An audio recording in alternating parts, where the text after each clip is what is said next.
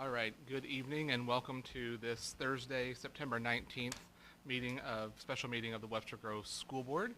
If you could join me for the Pledge of Allegiance.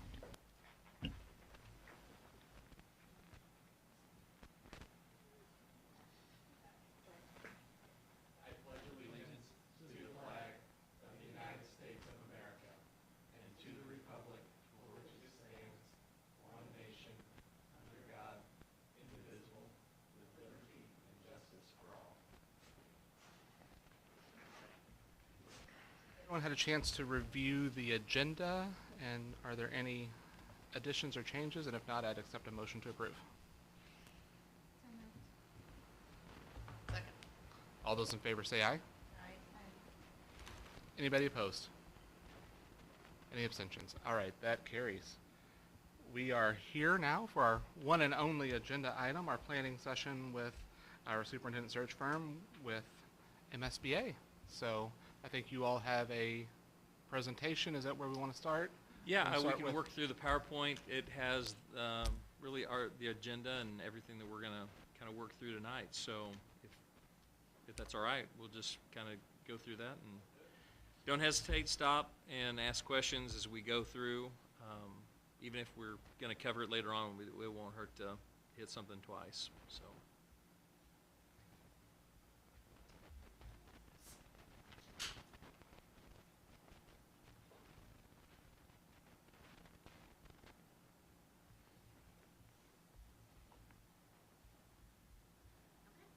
All right. So again, thank you.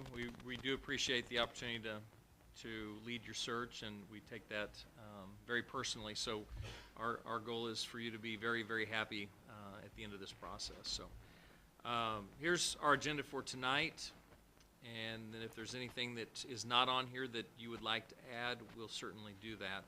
So we're going to talk about the timeline, our hiring timeline, and some of the key dates, and we will want to try to get those on calendars tonight. Some of those key pieces, we've got what you should anticipate on length of time it's going to take for those. So, we're going to talk about all of these, but when we do the stakeholder survey, I would anticipate at least 60 minutes, depending on whether we incorporate focus groups as part of that process. So that will be some additional information that we'll want to cover. Reviewing candidate applications, initial candidate screening, that's going to be determined by the number of candidates that you want to bring in for screening. Typically, and we'll talk more about this, but you're looking at about a 25-minute interview with a few minutes for you to kind of finish up your notes and then move on. And then formal interview day, again, that's going to be dependent upon what kind of process you want for your final interviews and how much time that's going to take.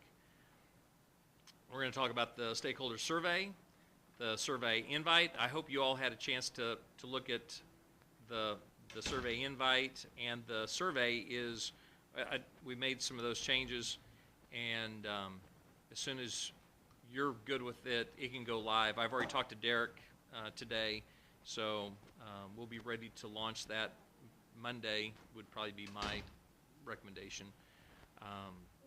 Right. Was the survey invite a separate document in the email we received? Yeah, Okay. it was a separate, it should have been a separate document. Okay. And it has the link. Is it in front of us? Oh, yeah. Okay. And I don't know what's in front of you, so.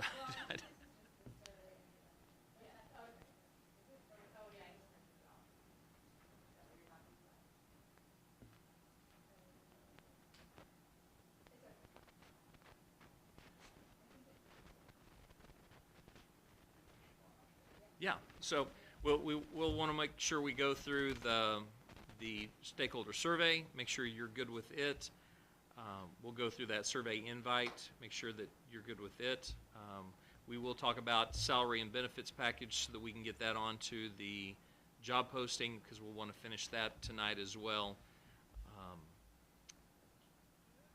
goal for that will be to get that ready to launch 1st of October, and we'll talk about the time frame on that. We'll talk about process that you'd like to see us utilize for any internal candidates, and then we'll talk a little bit about formal interview schedules, and then anything that we didn't get covered, we'll certainly spend as much time taking care of that as you need.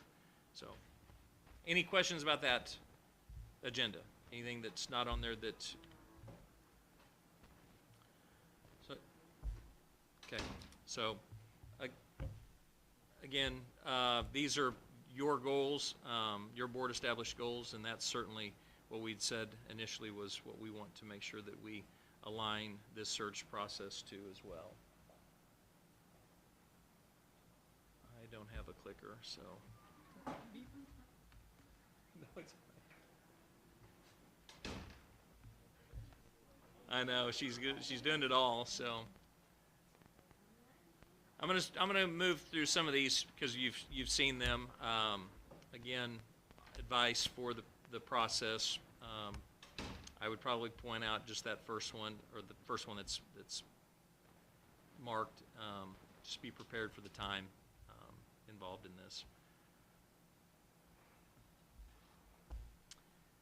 Okay, this is probably a pretty good one to spend a little bit of time on. So, when we start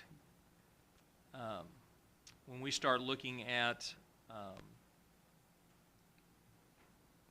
your applications and presenting candidates back to you, these are the pieces that you're going to want to think about for your agenda. So for the review of applications, this would be a closed session. I'm going to back up because there is going to be one meeting prior to this. It will be an open meeting. It's not on here. This will be sharing the stakeholder survey findings and then discussing any feedback from any focus groups that we would be conducting. That would be, like I said, an open meeting, and really the only agenda item on that will be to review the survey data. So then we get into the review of applications. This will be after the position has closed. We'll bring every single candidate to you. We'll have additional information for you about each of those candidates, and we'll try to categorize them in tiers around the criteria that the board will be establishing here later. We'll come back for another meeting for your screening interviews, and that would be, again, recommended a closed meeting. Again, 25-minute interviews with a little bit of time in between. The goal will be to narrow that down at the end of the evening to 2 to 3 finalists. And again, we'll want to solidify if there has been any question about what that final interview day would look like. We would want to make sure we've got that finalized by that night as well. Formal interviews, this will be something we need to decide tonight because now, if you want it in the posting, we need to decide that tonight. And that is a question that candidates will ask, is if the search is going to be open or closed throughout, part of, or all of. My experience is you will potentially lose very few, maybe a handful of candidates that would prefer to have it closed throughout the entire process. Almost all of them are going to prefer to have it closed at least until the finalists are announced. So, but that again will be your prerogative on how that how you want to structure that. But if you do want it to be closed through the entire process, we will want to share that in the posting because I think it will potentially generate some additional applicants that you might not have gotten otherwise. So. Discuss that now, or will we discuss that later? We will discuss that later. Okay. So this is just to kind of go over what to expect in the meetings that we're going to have ahead of us. And then that day, the formal interview, when we get to formal interviews, again, depending on whether you've got 2 or 3, and whether it's open or closed will determine if we want to schedule some additional support. So for example, if it's open, there may be an opportunity that you want to, you may want to have those candidates come in for a district tour and provide someone an opportunity to tour them around the community and around the district. It allows them to get a little more feel for the district. It also, we actually ask whoever is doing the guiding of the tour, we actually give them a form to fill out, and you'll get their feedback as well, because that's a different type of setting that they're involved in as well. So you get to get some of their feedback as well.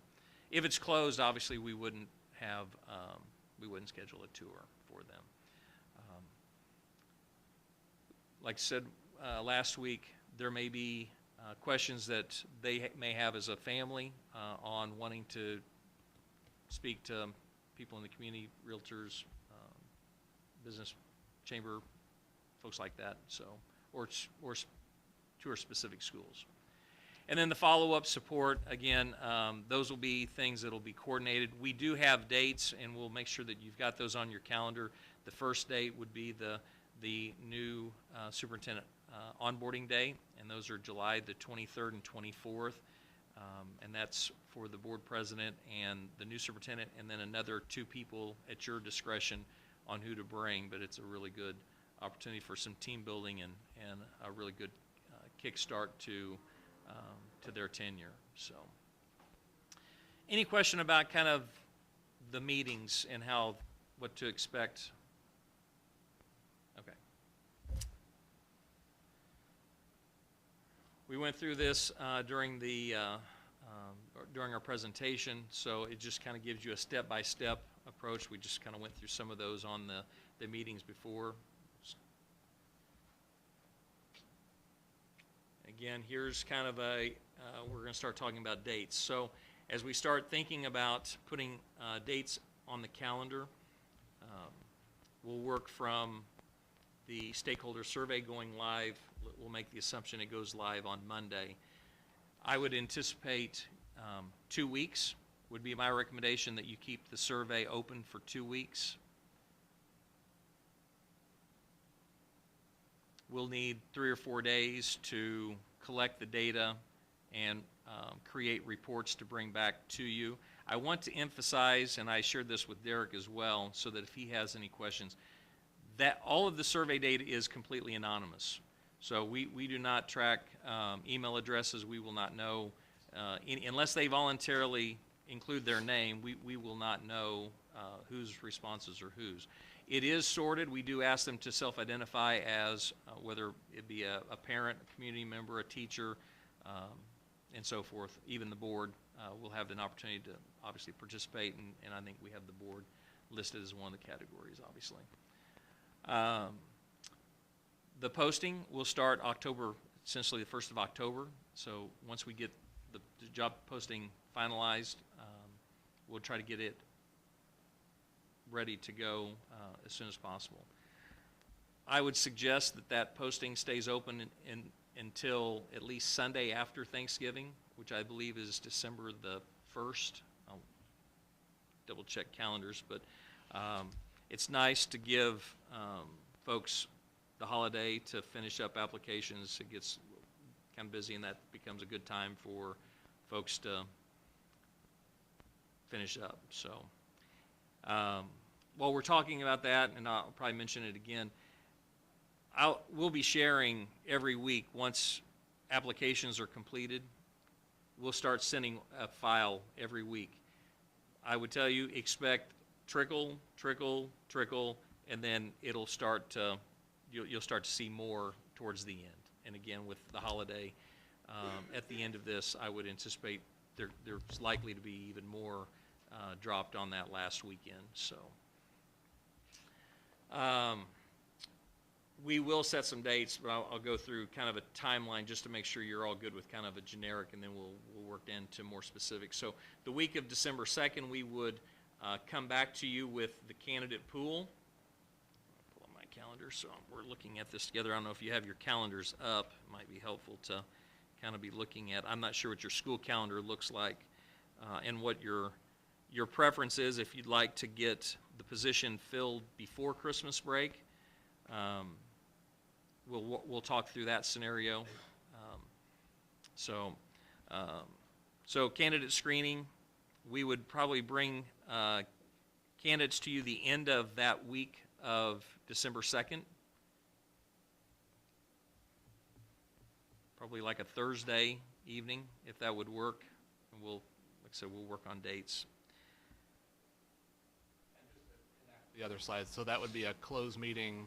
Where That's we going to be a review closed that- meeting. Where We're we gonna- review that pool of candidates and Yes. discuss the individuals. Okay. Yeah. That one's going to be a closed meeting. We're going to discuss all of the candidates. You're going to narrow down to 6 to 8 that you want to bring in for screening. I would suggest the following week, again, probably either the 10th or like a Tuesday or a Thursday, the 10th or 12th, scheduling the screening interviews. This is assuming you want to move towards filling the position before Christmas. We can slow it down. It's your preference. If you want more time between some of these pieces, but I'm just giving you, kind of a timeline on what that would look like. I'm open to what others think. My preference is I don't see any reason to slow it down at this point, as long as we're getting good candidates and. Yeah. Well, your candidates will have already, obviously, the position would have already, or the posting would have already closed. I know you will be competing with Parkway and Kirkwood around similar time frames. So I just, from at least a St. Louis Metro standpoint, that's right now what I'm aware of. Yeah, I agree. I don't see any reason to slow it down. I know that we have a strategic planning meeting on Wednesday, the 4th of December, but if we want to make a date, I think I believe you said it was the candidate review, the 5th makes the most sense in the evening. Chris, Pam, if we do. No, this would be to review all of your applicants on the 5th. Down to the 6 to 8 or whatever that we want to screen. I'll be out of town, but, Okay. Are you? I mean, that's fine, I mean, I can look at them and give my input, but, yeah, I have a conference. It's our people have come up. You're out all week that week, No, not all week, I leave on the 4th. Can we do it on the 3rd? so we could do it Tuesday. Yeah. I think he said that they wouldn't, because they're Maybe not, you close on the 1st. they're not gonna have everything ready by the The third. Oh, I thought he said Tuesday or Thursday. I'm sorry. No, He that's said for later next in the week. week. Oh. That's for the screening. Yeah. I mean, You would be available on the 3rd? Yeah. Okay. I'm going to put the 3rd down, and are you both available? Okay. So let's just plan on the 3rd. I'll push everybody to make sure that we've got everything ready.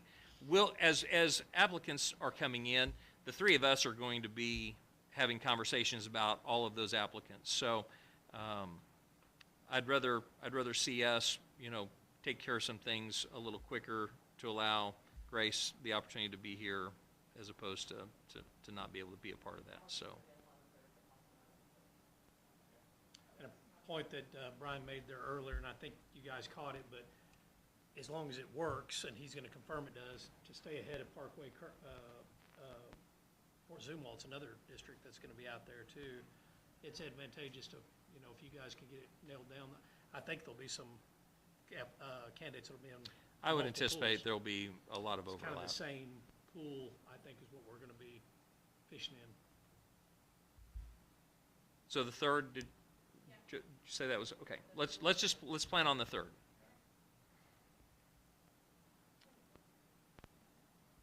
Then, looking at the following week would be when we would schedule our screening interviews. 12th, but I heard you say, I think Tuesday.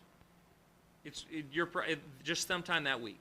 So if there's, I'm not sure what Pam and Chris's schedules look like that week, but so Pretty open, as long as their evenings, I'm good until we do anything else. I don't know what your agenda will be like for the 12th, but this will be a lengthy this will be a lengthy meeting. That's what I was mulling in my head, if it makes sense to have just a really, really long day or break it into two. I'm inclined to break it Defeat into, us. I think break it into two is where my head is, but I'm curious what others think. That's more typical. Yeah. Break it into two, yeah. Yeah. Okay. You wanna look at the 10th? Yeah. Yeah, let's go You wanna do the two 10th? Tuesdays in a row there. Yeah. I Let's think do we the can 10th. break it into two, but I do just want to make sure everyone's aware that that's a busy time of year with, kids' school stuff. Yeah. So I don't see anything on the calendar right now. see anything for me. I don't either. Yeah, the 10th But would be I don't better. know that all of Yeah. the calendars are updated, so just something to, It'd be a long week. like that Wednesday won't work for me because of something that my child will be doing that evening. The 11th. Yeah. Let's stick with the Tuesday then, and And I would plan on that being like a 5, and I would say 5 to 10. I mean, you're going to want to give yourselves plenty of time to have a lot of good conversations around those 6 to 8 5 interviews p.m. that to you're. 10 p.m. you're saying? I would block off 5 o'clock to 10 o'clock that night. Not 10 No, All the more reason to bring it in. yes. Break it in two if we're going to spend 5 hours talking about them. That's funny, Keita. And again, that will fluctuate based on the number of candidates you want to screen, and we'll build in a 20 or 30-minute break in the middle of all of them just to give everyone a chance to get up and.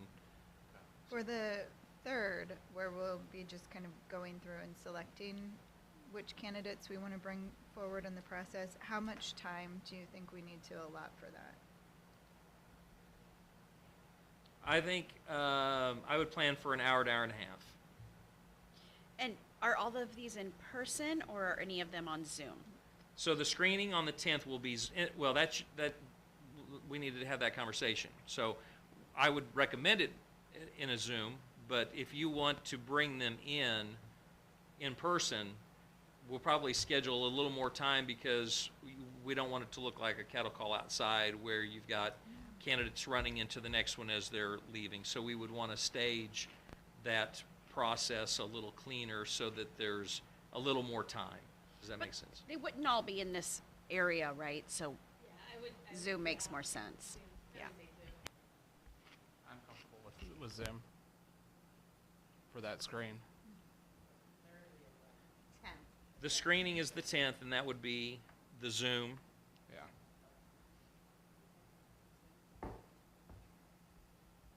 And that process, the way that process will look, there will be 9 to 10 questions, and those questions are going to be generated from your stakeholder feedback data and from your the desired qualifications that you want. Okay. Those questions, we're going to give them 4 to 5 questions, about half of them in advance. So essentially what you're going to be able to do is you're going to see half the questions are going to have to respond to very impromptu, and you're going to see how they respond on their feet to certain questions, and you'll decide which questions you want them to respond to in an impromptu fashion. But then you're going to want to look at the remaining questions. Which ones do you want to see and hear a little more in-depth response from them on? Does that make sense? So we'll want to be strategic in which ones we give them in advance versus which ones we want them to hear or respond to in an impromptu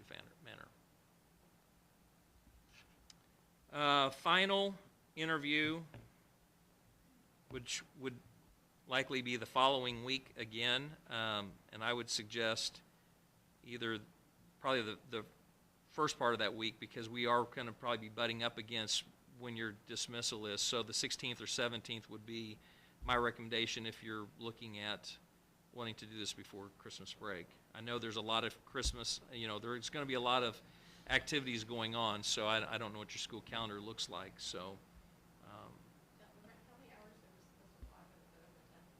So the 3rd is going to be an hour and a half, is what I'm going to tell you approximately.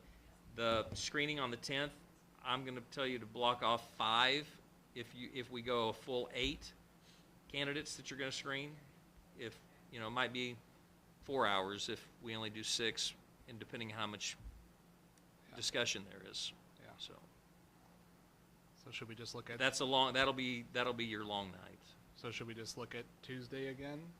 Just stick with our Tuesdays on the 17th? Yep, I am as well. You good? Keita?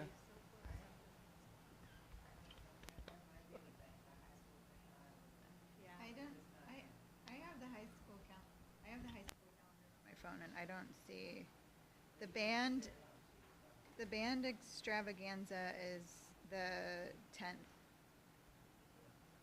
So We should be good. So well, no, here's, we have that 5-hour meeting during the winter band extravaganza that Keita will want to attend. I'm booking this orchestra concert for fourth grade, so.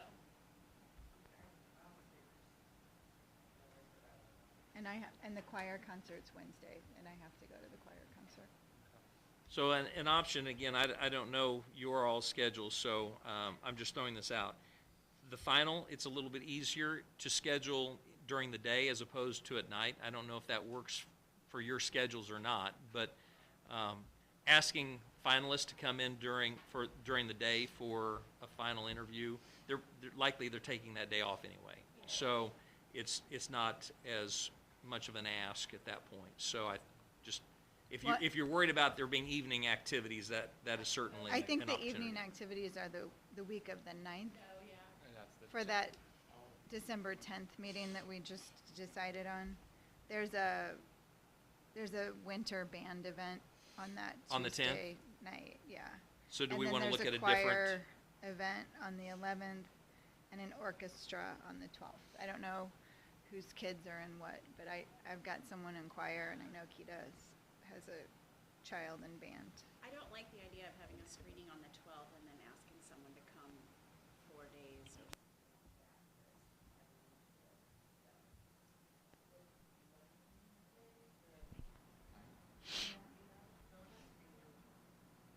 Monday would work for me. We're screening on the 10th and then we're asking them to come on the 17th for a final interview, right? Grace, what is your The schedule? 10th would be like the for screening, Monday the 9th? narrowing it down to your finalists, and your finalists would be the 17th. But what I if am we coming screen home on from Monday Austin. the 9th? I'm coming home from a trip that day. I'm flying back in.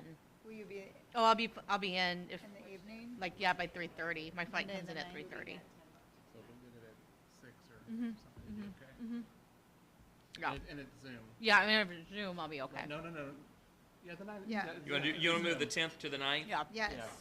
Will that work for you, Keita? Mhm. And that avoids your band conflict. Yeah. And then the 17th, does that still? Yeah, and were you saying that we would hold the whole day, or would we hold, I would do it in the afternoon?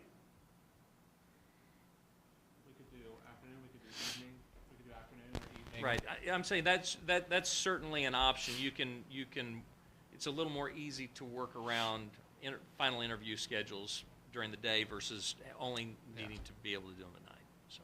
So can I ask a question about?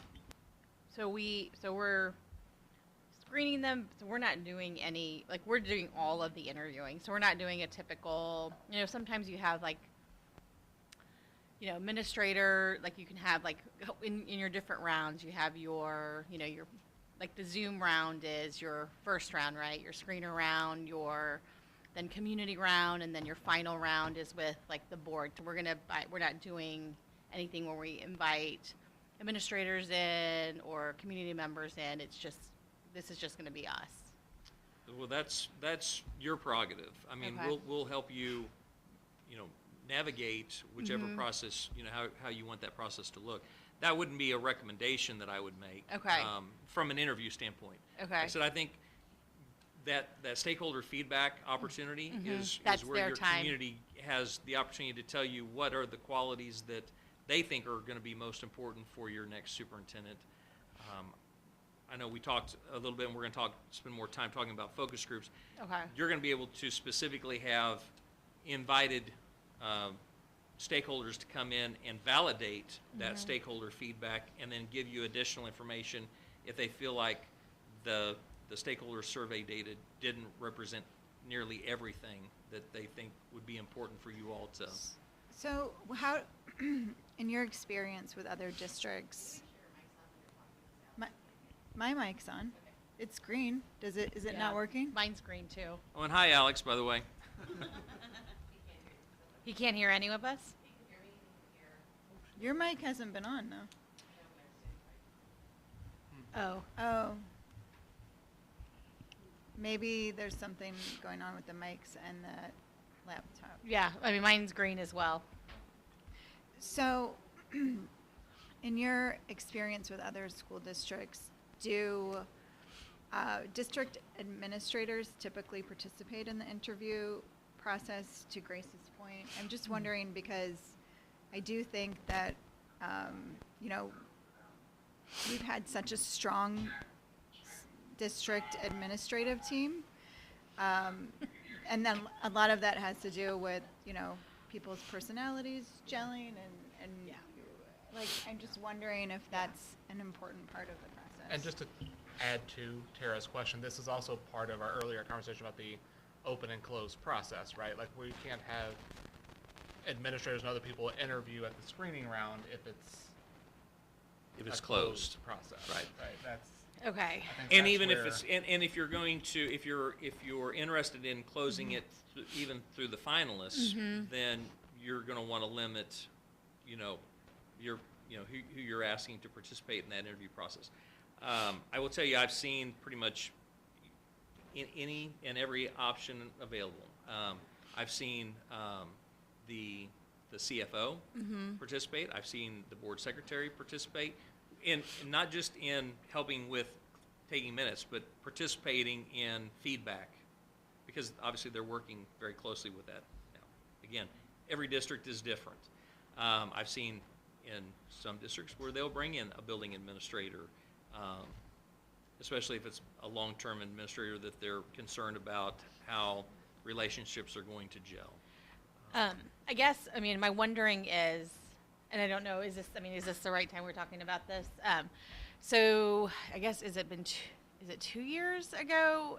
Was it just last year or the year before when Normandy had their superintendent search, and in their finals, when they took their final 3, I watched it online, and they had a community forum where they had just some of their big questions. And since I was online, I don't know what it looked like in person, but the 3 finalists that they brought to the finals, and then they ultimately chose their superintendent from that pool, had to answer questions in front of the community, just along the long range. And I'm thinking more along the lines of transparency on the big key issues that would be important to all the stakeholders, from our administrators that would work for the new superintendent, to our parent community, to students.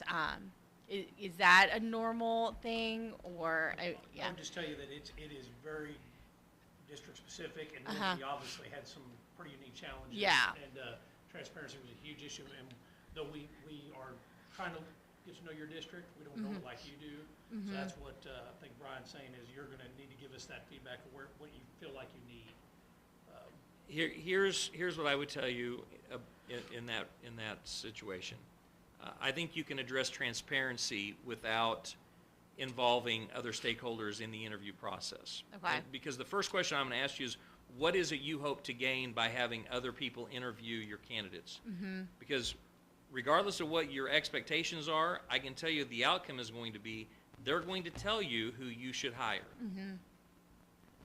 And it doesn't make any difference, however many there are in this room. We could listen to someone respond to, a handful of questions, Yeah. and we're all going to have different takeaways as to who responded to a question better. And so I think there's more potential for people coming away from that when you announce your hire and them saying, well, that is not who I would have picked, because I thought they, were, terrible in the interview that I participated in. I think those are the pitfalls of. Okay. And then they feel like they weren't listened to, and that's certainly not the intent. That's not what your goal was, and that's why I think the transparency piece is really helping your stakeholders provide you a lot of input on the front end as to what do you want that new superintendent, what qualities do you want, what are the things that you want them to be able to take on professionally. Yeah. So And I those think are my that's- suggestions. And I think that's a good point, because that happened to some of our administrators that were hired with that process. And people were mad because they didn't pick who they wanted. Yeah, so that's a good point. You're gonna be able to point back at the places that they were able to get feedback. You're gonna need to promote that. You know, so but that is absolutely a pitfall. At the lowest levels of hiring in an organization, obviously, for your Yeah. next leader. Okay. And what they don't know is all of the information that you've seen leading up to, to that interview. Because, just like a baseball player, they Yeah. may have a bad at-bat, but that doesn't Yeah. mean they had a bad career. Yeah. So you get to see the entire body of work leading up to selecting them as your, or her as your finalist, Yeah. as opposed to a singular event. So, Okay. Thank you. sorry for the baseball analogy. It's Oh, singular. I I'm do a understand Cardinals fan. baseball, so thank you for that. Football would not have worked for me, but baseball does. Pointing out Normandy was a really good, 'cause they did That was the very first time I'd ever efficient seen that, and so, yeah, it was interesting to watch that process, so I was just curious. Yeah. Thank you. I will add, my understanding is last time, 9 years ago, when the district went through this process, it was closed all the way through until the end, but the finalists were open and stakeholder groups were involved. So I will Okay. add that to the conversation, just Okay. that context I think is important. However, when I first thought of it, I thought of it as closed all the way through. I think what's most important for me is I absolutely want to get that stakeholder feedback. I think all those groups, I want them to feel like we listened to them and we heard them and we took what they said, and here's how it applies to the finalist or the person we hire or whatever. I think that part is really important. I think we have a good representation of the community, but I don't think any of us are blind enough to think that we know everything and everyone. So ensuring that we have a good cross-section of stakeholder input that confirms what we thought and also perhaps adds some other new things is important to gather, but also for those people to understand that we heard them and here is how we heard them and here's what we did with it. So that communication piece is what I'm trying to stress is really important to me. Yeah, I think when they went through that last time, they had the issues we're talking about. People felt like Yeah. they were not heard, their time was not respected. What do you, Process was bad. what do you all think about just those people who would be directly reporting to the new superintendent or working directly with the superintendent? What are your thoughts on that? I just know a lot of time in interview processes that I've been in, you kind of have that opportunity to meet the people you'll be working for and the people who will be working for you. So I just worried you end up with situations like at Avery where the staff really wanted Aaron, and that's not who was hired, and they were really, really, really unhappy. I was just gonna ask for clarification. Are you asking, what do we think about giving the administrators an opportunity to talk or to interview is that what you're asking? Okay. or if not interviews, somehow be more of a part of the process than just submitting a survey and maybe participating in a group interview. I don't know. And maybe if we do the group interviews, maybe that's enough. I'm just curious what everyone else thought. And I'm curious if you have any thoughts about that, from what you've seen. So with districts that choose to involve other stakeholders, whether it be administrative team, whether it be your staff team, community members, students, if you're going to include everyone, I would always tell you include a couple of students as well. We're going to make sure they understand. We're not asking them who you should hire. Here's what that process would look like. Again, they're going to have scripted questions that the board has already approved, because you're going to ask the same question to the same candidates. We're not going to go off script. It's not going to be tell us about something else that's unrelated to one versus another. So it's going to be as consistent and equal across the board with all candidates. Every participant's going to know. You're not ranking them. Your feedback is, what did you feel like the strengths or the weaknesses were of the candidates that you interviewed today that you would share back with the board? That correlated back to those desired qualifications that those questions are already created from.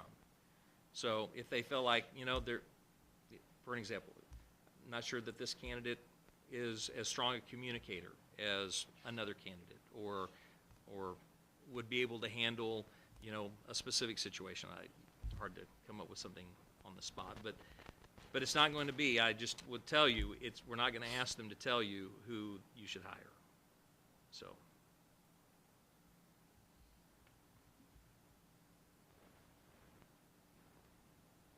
We can actually, when we can table this until the end of this presentation, because we're going to talk about the final interview day, and you'll see a couple of schedule, tentative, or potential schedules, and so we can come back and revisit, what you want your final day to look like.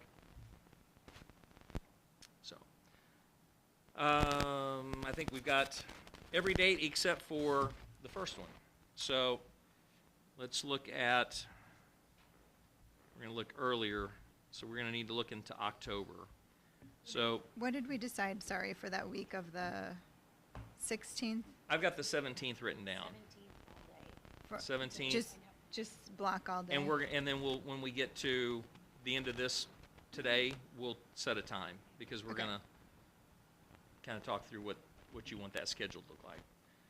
So the next opportunity that we're going to have in front of you will be to bring back your stakeholder feedback data, and then we also need to talk about the idea of around having focus groups. If that's something that you want to do, then we want to talk about what that would look like.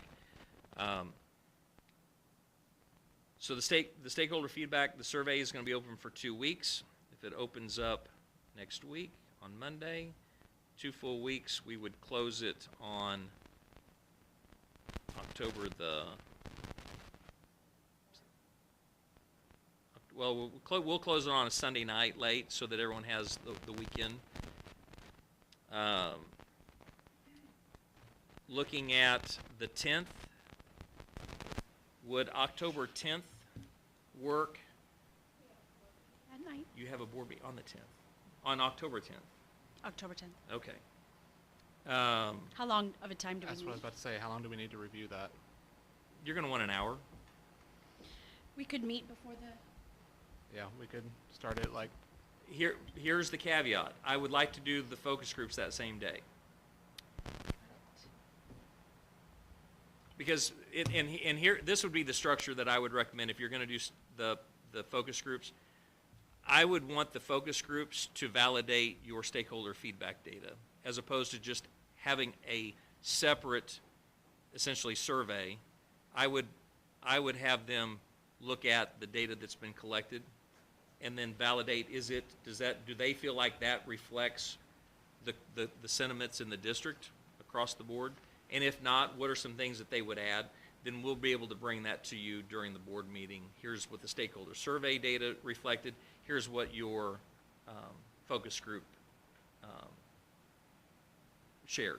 And those focus groups are going to be, I would recommend that they're by invitation. So, if you've got key community members, I know Pam had said that the district has, active working committees, so you might want to pull people from active committees. From your teacher organizations, I would go to your teacher organization that you have your agreement with, and I would just, say, would you please provide us however many names? I would keep it to less than 25, and we can talk about, the makeup of those groups. But I would probably add I would put your teachers and classified staff together and do like 15 teachers and 10 classified staff. Would be an example, and then have an administrative group, and then have a community parent business community group. So 3. So are we discussing the focus groups now, or Okay, can we talk about the survey? Yes. A little bit, or do we need to schedule time? No, we're gonna talk about it First. too. Which would you prefer to talk about? Maybe let's get the survey and focus groups under control and how we're approaching those, and then figure out timing to look at the report based on how we decide to Okay. approach both of those. Would that work? Sure. So for the survey, I know we sent some feedback and some edits Yeah, do yesterday. we want to pull that up? Can you get to the link for the survey? So after we sent those, I thought a little bit more about it, and I wanted to. So as I looked through so there's kind of two big question sets. One is asking about the skills, the professional skills that are most important to respondents, and the other are personal traits that are most important. And I'm wondering, when I look through those lists, there are a lot of skills and traits that are just kind of like the bare minimum that we would want for a candidate to possess. Like, for example, I think effectively managing district resources. I think that's the ante for the job. Like, I don't think that that's something above and beyond. And my concern is when we have a list that have some of those kind of bare minimums, or what I would think as like the requirements of the job listed in there, that the data, really what we're going to get out of it is just those basic things. Because of course it's very important that someone effectively manages district resources. That's not unimportant in any way, and I think it's probably one of the most important things. So I'm wondering if maybe as a group, we want to look at all of those skills and all of those personal traits. And actually I've already done it too. So I don't know. What I did is I looked through and I said, okay, these I think are just the bare minimum. These are the required. And these are maybe some of the desired skills and traits. And instead of asking for top 3, maybe we just simply ask about those desired skills and traits, and then have respondents tell us how important each of those are to them on a scale of very important, important, somewhat, and not at all. And then we get a little bit more nuance behind each of those things. I just think maybe that will give us richer data, and data that we can be a little bit more actionable with. Okay. And I'm sorry, because I've worked in market research, so I have some No, that's- opinions on this. Don't apologize. So, I but tell you, it's your search, so we're, you can, I don't know if that makes sense, what I'm saying, or what you think about that. I've got a question. Is it for you or for the stakeholders that are filling out that? For the stakeholder survey. So instead of just saying, what are the top 3 most important skills you see in this list, where I think a lot of the skills that are listed, like I said, are Basic. I mean, if someone can't effectively work with administrators, I don't know why we would be hiring them. If they can't effectively work with the board, again, I don't think that that's somebody we would probably want to hire. So I think that there are a lot of skills and some of the traits even that are just kind of the ante for the job. And maybe we just want to focus on those things that are kind of above and beyond that bare minimum requirement. sure. So it would cull the list down, but the list that we would end up with would be some of those skills or traits that maybe, we want to know what's more important to you, this or that.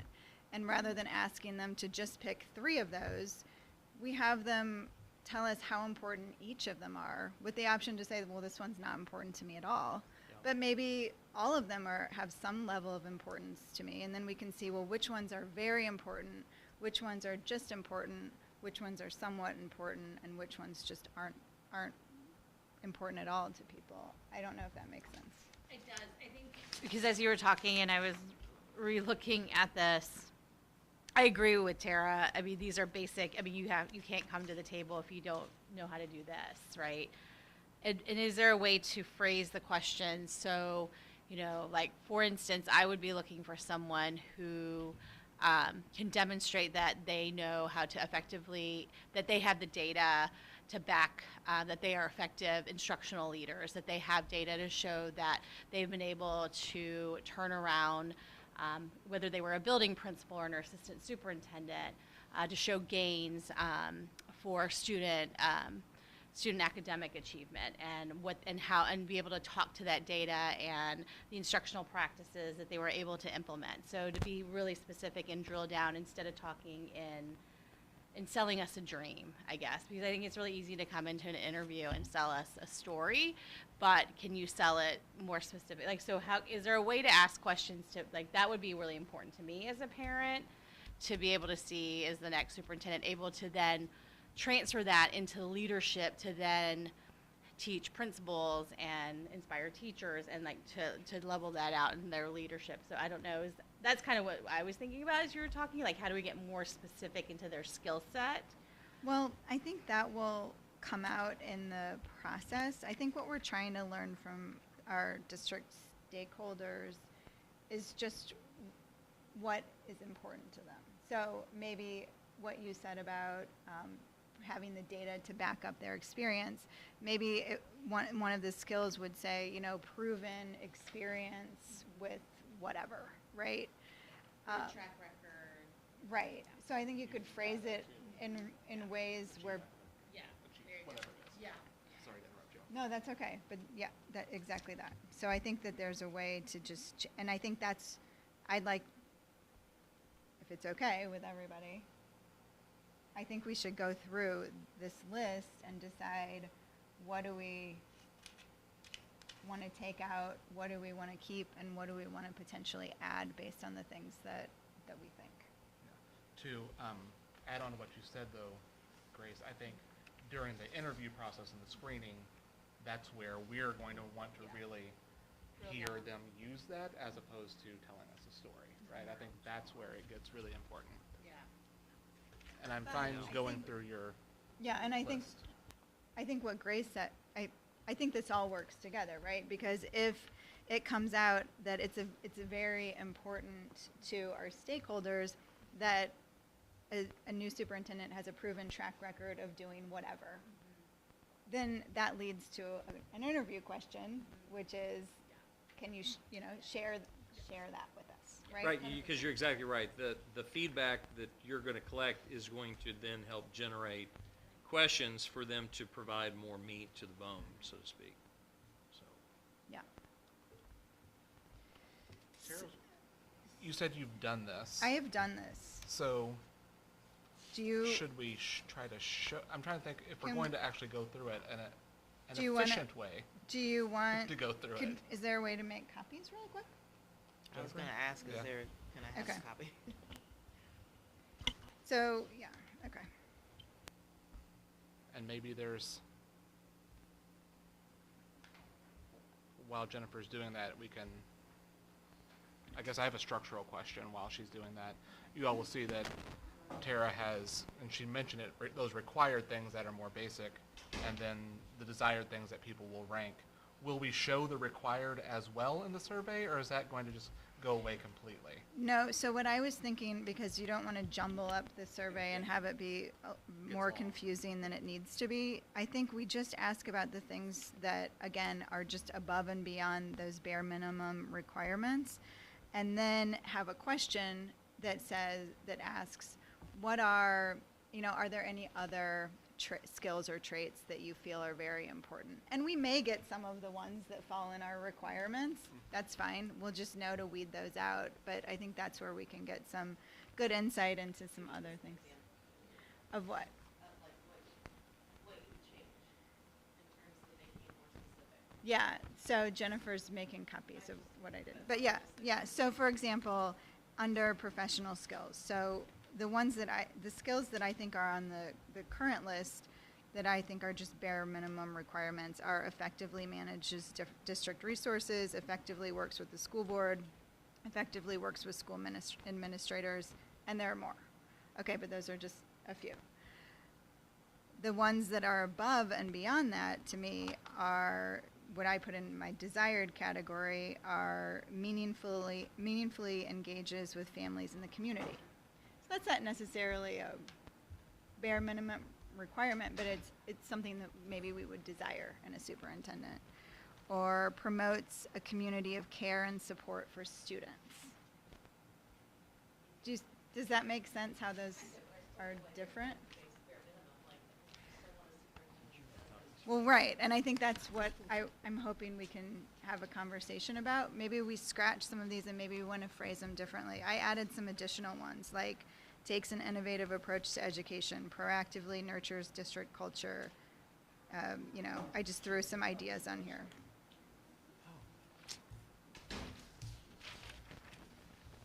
She went and made more She copies. stole, Ms. Keller, she stole yours to go make more copies, I think, so. What's that? I think she took your copy. Here, I have an extra one, Christine. It just doesn't have a question example in it.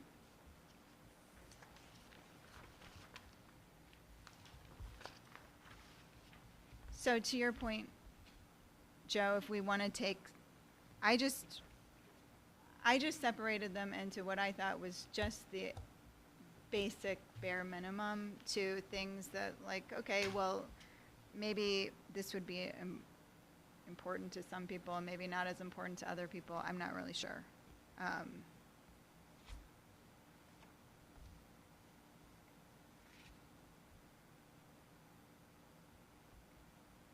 I mean, looking at all of these, I think these are all skills that we want in a superintendent, probably. I think what we're trying to figure out is which are more important to our stakeholders than others.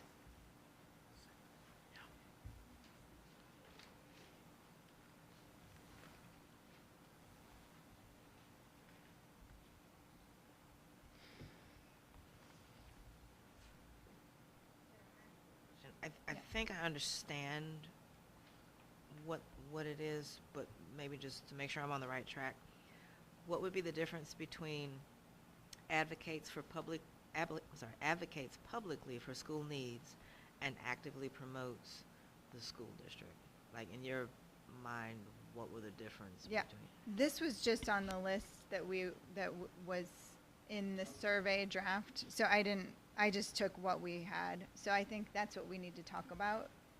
I hope we can talk about at least, is do we want to keep these the way they are? Do we want to change them? Do we want to add new ones? When we're thinking about what might be most important to our district stakeholders. And I had there's a couple of questions in here too. Like I wasn't sure what provides the school as a resource for families in the community exactly, what that meant exactly.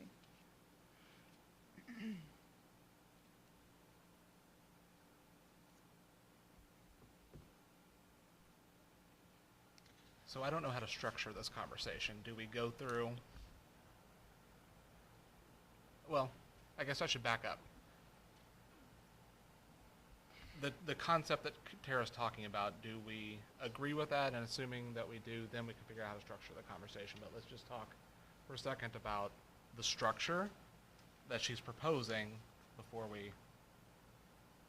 Everybody okay with the structure that she's proposing? So the only wondering I do have is, are we complicating so the wondering of the fine line is, are we complicating a survey that's going to go out to a bunch of people and then making it harder to decipher the data versus taking the data that we get and then building deeper questions through the interview process? Does that make sense? But I am not a market researcher, but I do understand where you're going with this, and I absolutely agree that I would like to go deeper. I think this is a really important transition and shift, so I absolutely understand where you're going with the care in that, but I just wonder if we are overthinking it. If we think it too much, then do we risk like making it more complicated unintentionally? Yeah. Versus making the questions really deep when we have the really great candidates in front of us. Does that make sense? Yeah, It also risks fewer people filling it out, right? Because if you look at something that's really simple and straightforward, you're much more likely to fill it out, at least I am, than if I look at something that's like, okay, this is a lot, I know. Yeah, and I think one of the things I was concerned about is when you give someone, if you just look at the desired professional skills section, okay? So this is not what the survey would look like. These are just all the skills and traits that we had in the survey draft that we received. If we want to ask about 5, we can. I think that's the conversation, or that's what I hope we can think about. I'm not saying we need to ask about all of these. I wanted to get everyone's input on that. Really what you're saying is the ones at the top under required, you think we should delete, Yes. and we should focus on just the desired ones. Yes, and those desired ones can be whatever we want them to And be. yes, They don't necessarily you have can to change be them, add them. what's on here. And I think one of the concerns that I had in looking at, if you were presented with what I have listed as desired skills right here, would you be able to easily pick your top 3?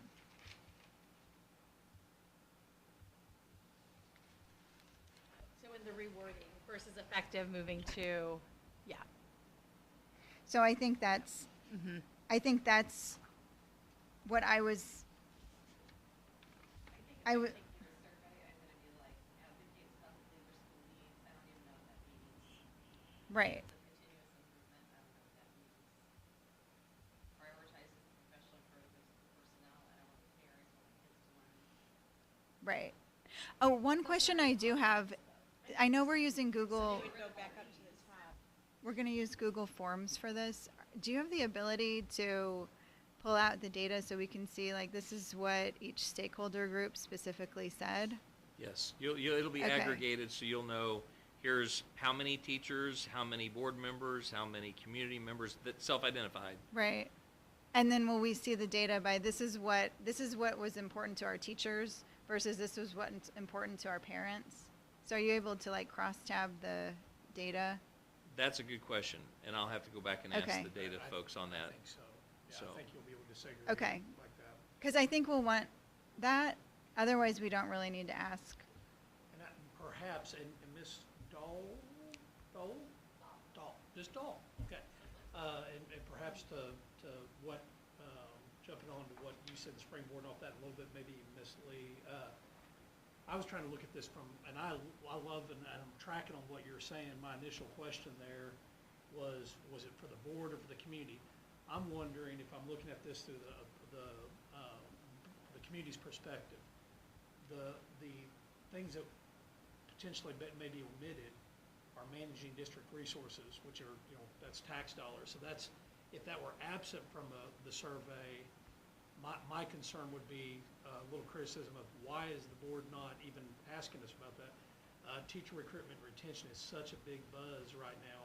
Yeah. I wonder if the community doesn't want their bite of the apple of that, Yeah. so to speak. And again, and perhaps Ryan will stop saying it. I doubt it. I'm going to say one more time, it's your survey. We're going to do what you wish. We do want to give you those perspectives, though. Yeah, no, I appreciate The other that. one I had on there was instructional leader, strong instructional leadership. Kind of to your point, I kind of know what that is. Any patron, everyone walking the street. You get a little deeper than that. I'm not sure. I don't know what the difference is between that instructional leader and some of these desirable, but I do think those are important for you guys to capture. And I believe what I'm tracking is you're wanting to deliver on those. Right. But I'm just not sure that's going to be the perception of the layperson out there. If those are omitted from the Yeah. survey. That makes sense. I have 2 thoughts that are in my head at this moment. One, being cognizant that it's 7:10 and this could take quite some time if we're going to go through this word by word. So if we do choose that approach, I wonder if we might be better doing that offline than here. Yeah. However, my other thought is, does I hear you loud and clear, and it resonates with me. If leaving some of these things off might cause us a problem, because people just wondering why we're not focused on it, I hear that. So that makes me wonder if just adding your scale to everything that they have might solve the same, might get you closer to what you had in mind.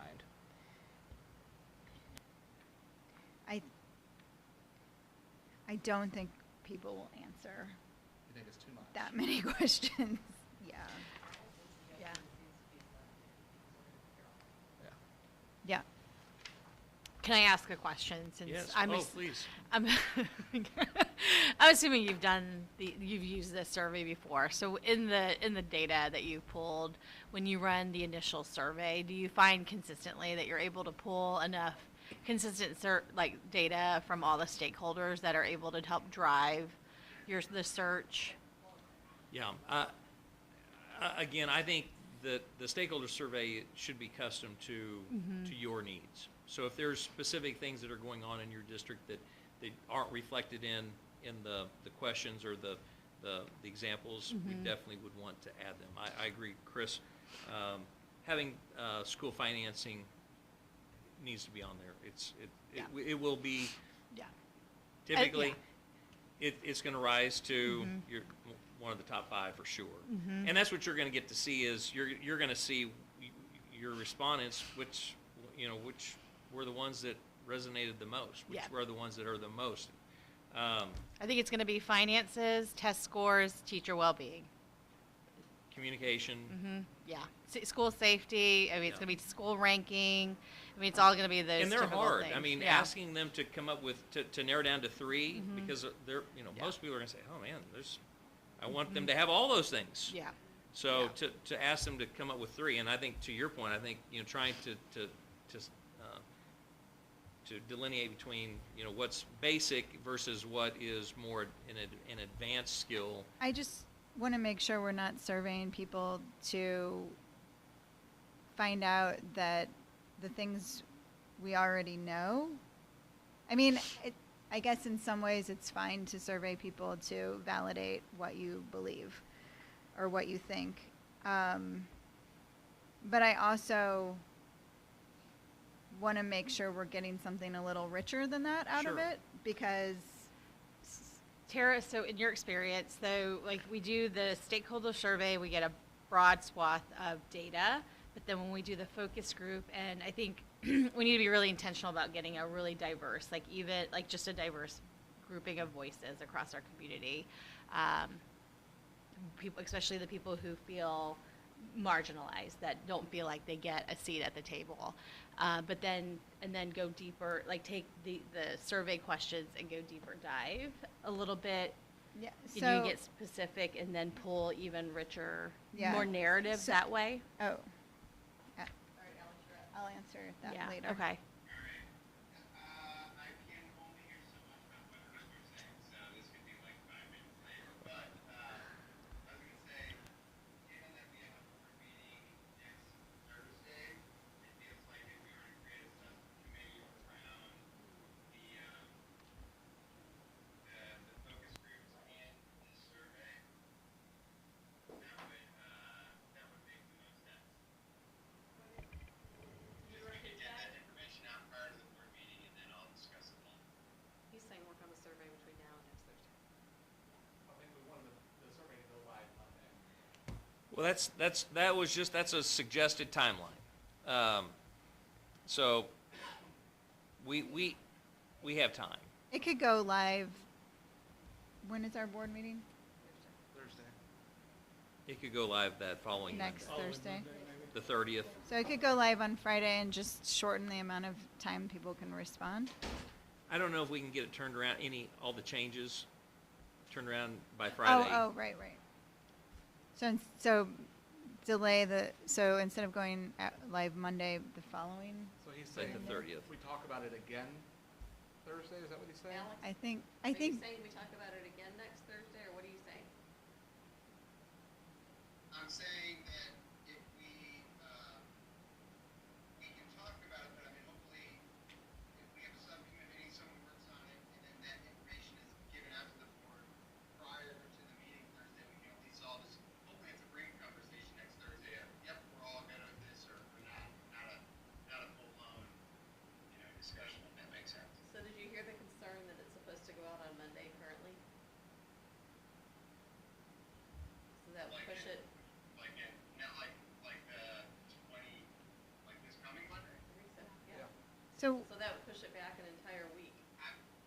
Could we just give people a week to respond instead of 2 weeks? For a lot of different things, so we're asking for groups, we're asking for a different survey, so then we're just gonna, I mean, if we all, if we're not coming to agreement, we're gonna sit here all night, so. Agree. I agree. I think a subcommittee is necessary. Where my wondering is if we need until Thursday to get that done. I think we can get it done before. Right. I think this. I just honestly think, I'm sorry to interrupt, but I think all of these things are required. And what we're trying to do through the survey is to see what does our community think. But the reason why we're holding and asking for community, what do we call them?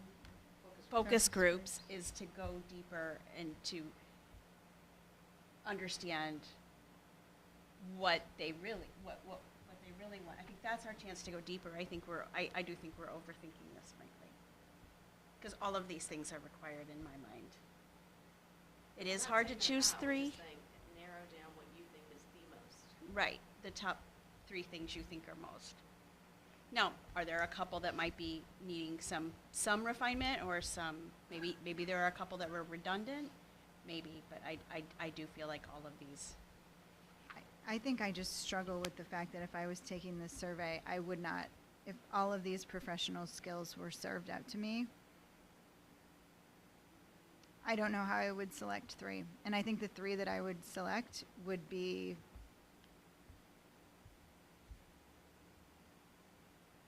the same ones as everybody else. I mean, I just don't know that we're going to get a lot of variation or enough variation to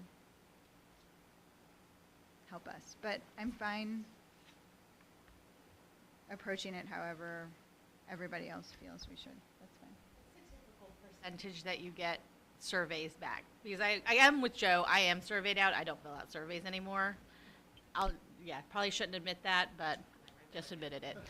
It's on record. I can't give you a percentage because But- I don't know how many parents there are. Yeah. But Like I would typically. anticipate for your district, you should expect to see 300 to 500 responses Okay. combined Yeah. between your staff and parents. Okay. And probably on the higher end, based on the feedback that I've been hearing about your community's involvement. So, Yeah. Yeah. Long surveys especially are a turnoff for me. So yeah, I think And I talked that's to the other Derek. piece to He's be- going to push yeah. it several times during that 2 weeks. And there's going to be reminders. We talked about putting it in the newspaper so that it's publicized in different places as well. So I have a proposal. Can I suggest that Tara, Grace, if she can, and Alex take this, and I'll call it a subcommittee, but it's a short one, right? Let's give this until like the end of the weekend to figure out what we want on here, whether it's refining it or what we want to do. They can send that to us via email, and then it can go out, Monday or Tuesday, whatever we'll it works. move it as quick as we can. Yeah, whatever works for you I think all. to your point, and I do want to mention this, if you're going to use focus groups, I do think that is your opportunity to drill down, to validate your responses from the survey, and to get additional information. So I think you're going to have multiple opportunities to get feedback. Okay. Yeah, I think this focus group can, But do we also? Alex need to is- decide A- on the Alex is focus not- group? I think the focus group is where we I mean, drive not out. focus group, do we need a subcommittee to do this? I mean, are some of us okay with what we currently have? Oh, Christine? Yeah. So, the question then on the table would be to, And I cannot be on a subcommittee, I don't. yeah, Take a vote. just vote on whether or not we're good with as proposed. Yes. Okay? We can do that? We don't. We don't need to vote. We don't have to be like a formal I can, vote. I can live with this, and I think we can go. I think what I absolutely hear what Tara is saying. I think we could go I think we could go deeper, get much richer narratives and understanding of what people want in the focus groups, and I can live with the initial survey. But I do absolutely hear what you are saying.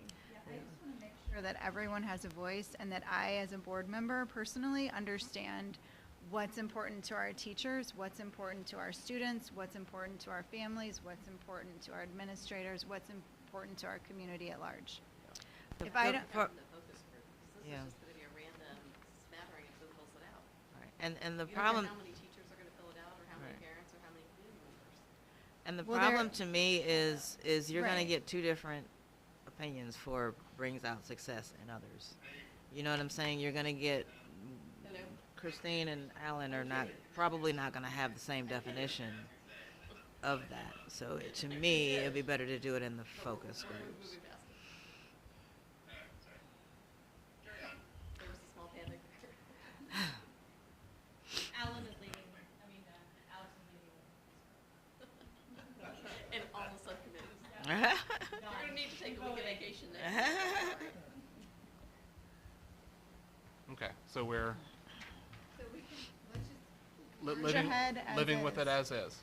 But I do think that the version you have, I was noticing there are some, I think, comments that might have gotten in there that someone made about some of the traits that will need to be deleted. I don't have that in front of me, but they're in parentheses after them, and they don't make any sense, so it should be pretty clear what Yeah. needs to be We will- deleted. We will clean it up Yeah. and get you something back tomorrow. Yeah, that's fine, and I was gonna look to see, that should be the most recent one. If, you know where that was at? Yeah, there was some revisions to the first draft, and that may have been the notes here, talking about Ms. Shear. And then, so the second one should be cleaned up, but we'll look at it Yeah. again.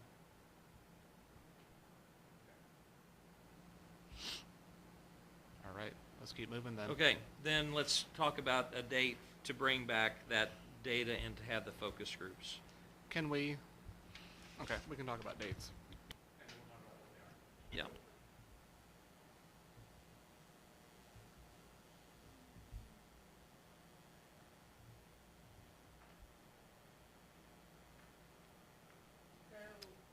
So our surveys are going out on September 23rd, and they are going to go out till October 10th, 6th. Okay, Yep. Sunday night, Yep. September 23rd to With the 10th, 23rd to October 6th. you said you had a board meeting on the 10th? We have a board meeting on the 10th. Do you want to incorporate that as part of your board meeting and go through the stakeholder survey data and the feedback from your focus groups? I think you said this earlier, but remind me again how long you think that'll take? An hour? Is that what you said? I think plan for an hour. Okay. I think we can add that to the agenda. Our meetings have been pretty efficient recently. I know. They've been frequent too. I agree that we could add it to the board meeting. Yeah, okay. We can always move stuff off the board meeting if we have to. Yeah. Yep, let's keep it on. Let's do that. Everybody good with that? All right. Would we want to start the board meeting maybe a half an hour earlier? Yeah, I will talk, 6 o'clock? talk to Jennifer and Dr. Simpson. We'll, Okay. we'll move that one up. Okay.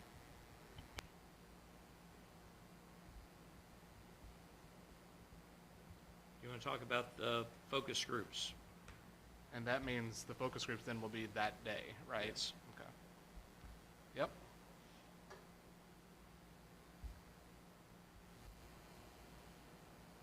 Okay. I'm clear.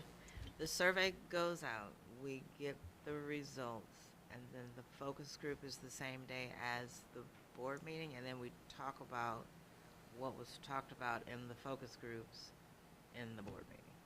Am I, Yes. okay. So what we would do is we would bring you the stakeholder survey data and the focus group data, so that you're getting them both. Because the process would be, we want the focus group members to see the stakeholder survey data. We want them to validate, do they agree that these are the most important things for Webster Grove School District? And if not, what do they think? What is their focus group's consensus around those key things? Whether it be strengths and opportunities, whether it be, professional traits or desired qualifications, personally.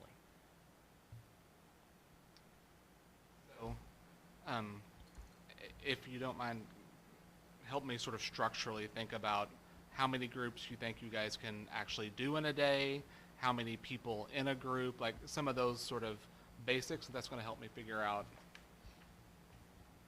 I, how to think about which ones we're having. So I would suggest 3. I would suggest a faculty staff focus group, again, split between your teachers and your classified staff. I would have a second group for your administrative team, and then I would have a third group for your parents and business community members. And I would try to limit it to 25 or less. Otherwise, it becomes per group. So a couple of questions come to mind, or a couple of other groups come to mind as we talk about this. Students, where would they fit in this conversation? Support staff? They'd Oh, be you said the- faculty and yeah. staff. You said that. That's right. Thinking of 15 Yeah. to 10. Yeah, Yeah. that's right. You said that earlier. And when we think about some of our, I guess I'd probably go in the community one you were talking about. But think about, I would add your students to your community group Community. if that's where you, if you'd like Okay. to include student voices. I think we Absolutely. definitely would, I mean, personally, Yeah. my opinion. That probably would be the most appropriate. These teachers won't talk. Yeah. Teachers and staff won't talk. to Yeah. students, yeah.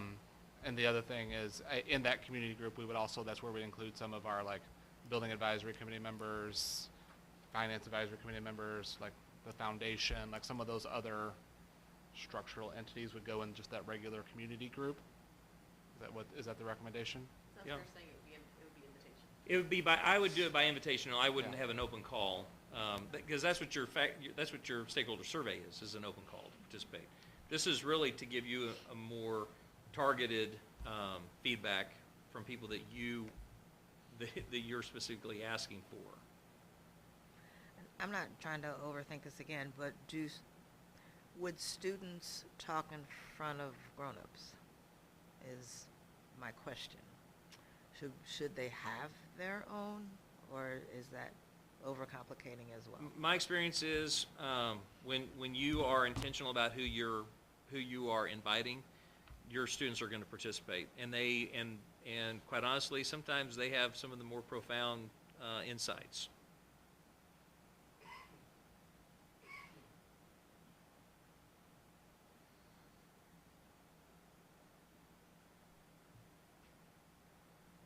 What do other folks think about groups, other ideas? So I guess Okay at with that 3. meeting, what is that information gonna look like that we're gonna get? Because you're not gonna have a lot of time, right, to put it together? No, so you will have you'll actually have a report from the stakeholder survey report. Then you will have we'll be facilitating the 3 focus groups. Those will be probably you're going to see a lot of large poster paper comments, because we'll lead those focus groups with consensus. What are the things that you want brought back to the board? So.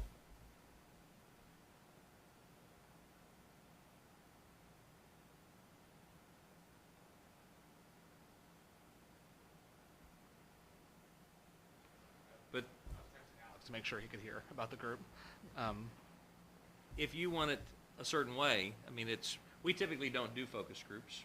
I mean, that's typically not asked, but we don't mind doing that. So if there's a certain process that you want us to use for that, we're happy to incorporate that, so. I think that's a good process. But I think these groups are good. Yeah, I think my only concern when I was originally thinking about them, when we do focus groups at my work, we do them much smaller numbers, right? We do like 8 to 10 people. That would be my only concern is I don't want to get them so big that people think they can, you get into these situations where people think they can hide or they don't talk as much as they should. And then I guess when I think about the teachers and staff, would it be better to do it?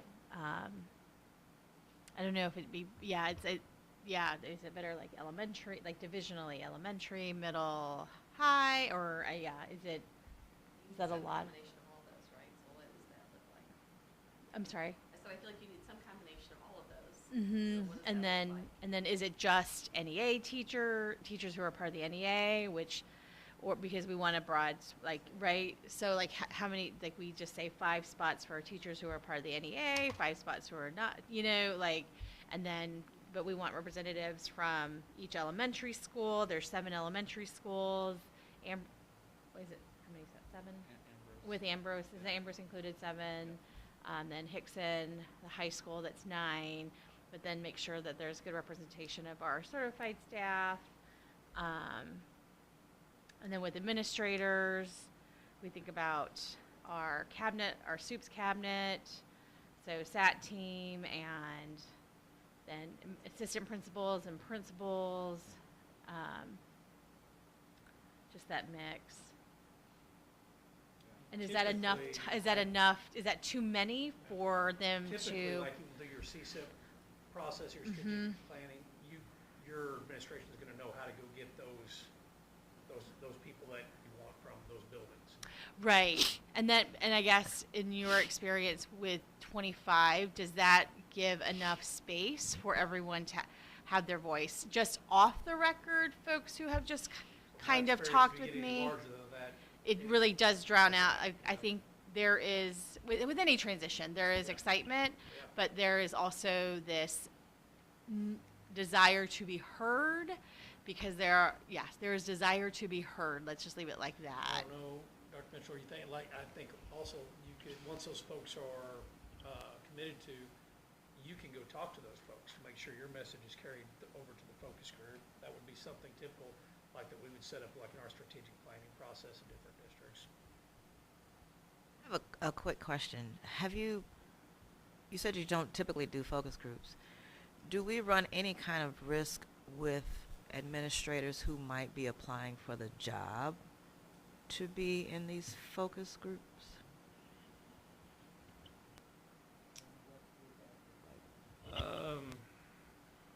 It's a good question.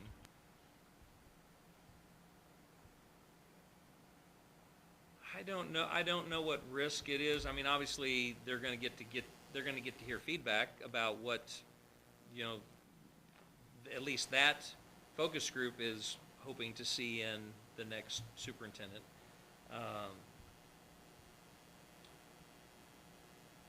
I don't know.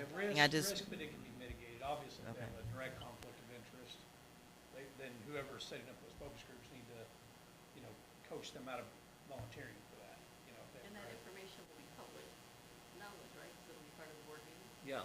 So anybody applying for the job could go back and look. Yeah, it's anything that's discussed in all the stakeholder data is going to be public. The total, not all the raw data is confidential because it will remain in SBAs. It would be my recommendation.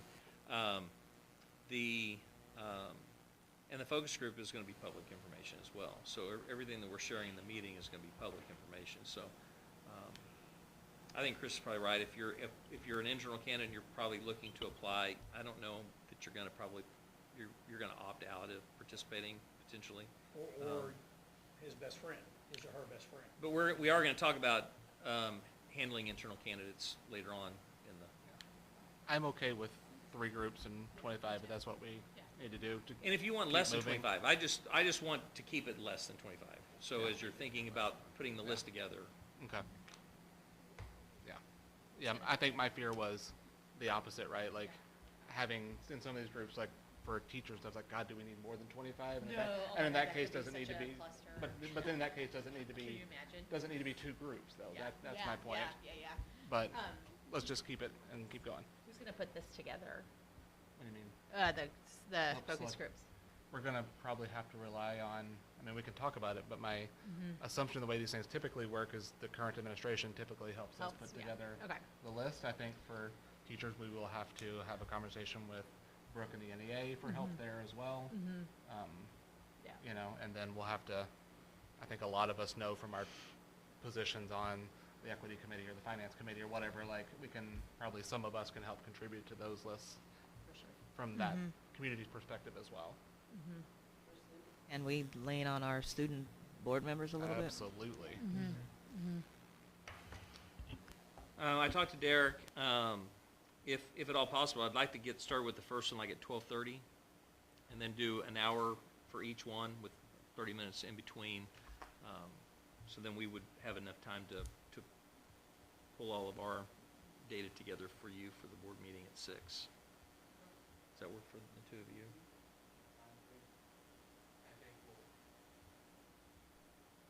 Weeds, we'll figure it out, but I would probably lean towards having the community one be the last one for people that work and parents and all that sort of thing. But yeah. I'll leave that, yeah, I'll leave that up to you. And I'll work with Derek on some of that as well, if that's all right, so.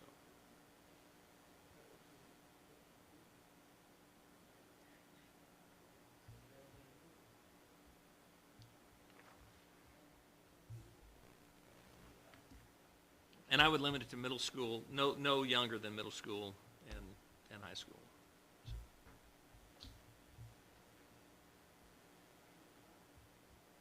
Okay, I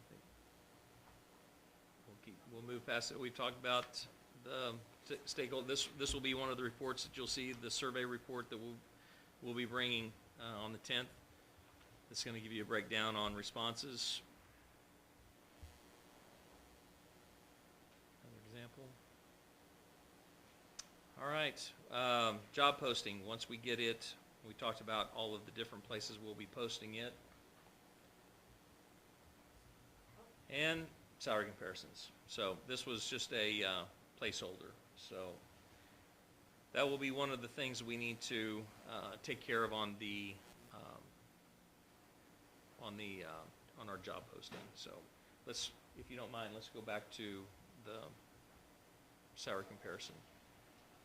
Pam, do you have? So in the past, the board would approve a model, a salary model for all the administrators.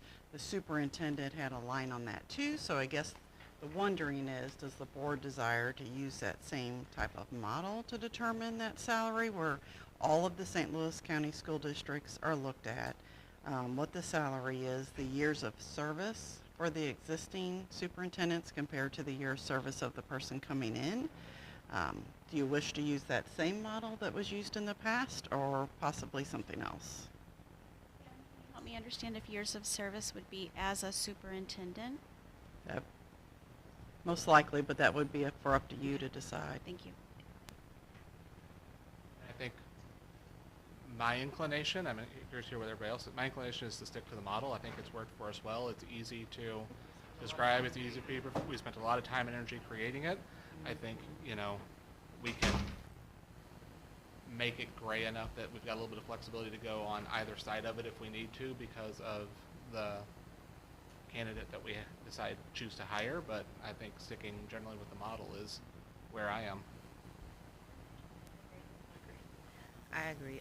My only question is, as far as the competition with the nearby school, the other school districts that are also, what kind of flexibility or whatever could we add to it if necessary to try to get the kind of candidates, the best candidate? So I guess a question for you all, do you know, do any of these other districts already have their jobs posted? Do we have the advantage of knowing what they've said in their postings versus what our model would say? I haven't seen Parkway's yet. No, I'm sorry, I don't have it. So Kirkwood and Parkway would be the first two that would be available, and I haven't seen where they've set their salary range. I know, that's, so, I mean, those are questions that I, you know, It feels sort of like people that are gonna make a Parkway or something.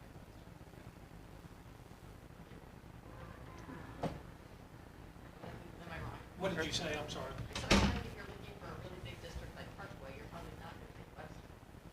Or you're gonna recognize you're not gonna make as much money in the district of 4,000 as if you're going to Parkway. I don't know, I think Webster Groves is going to attract just as good a candidate or the same candidate that would be applying at Parkway. And I think they may recognize that there may be a difference in salary, but I think that they're also going to recognize that the dynamics of districts are different as well, and I think your reputation is going to carry a lot beyond just the salary.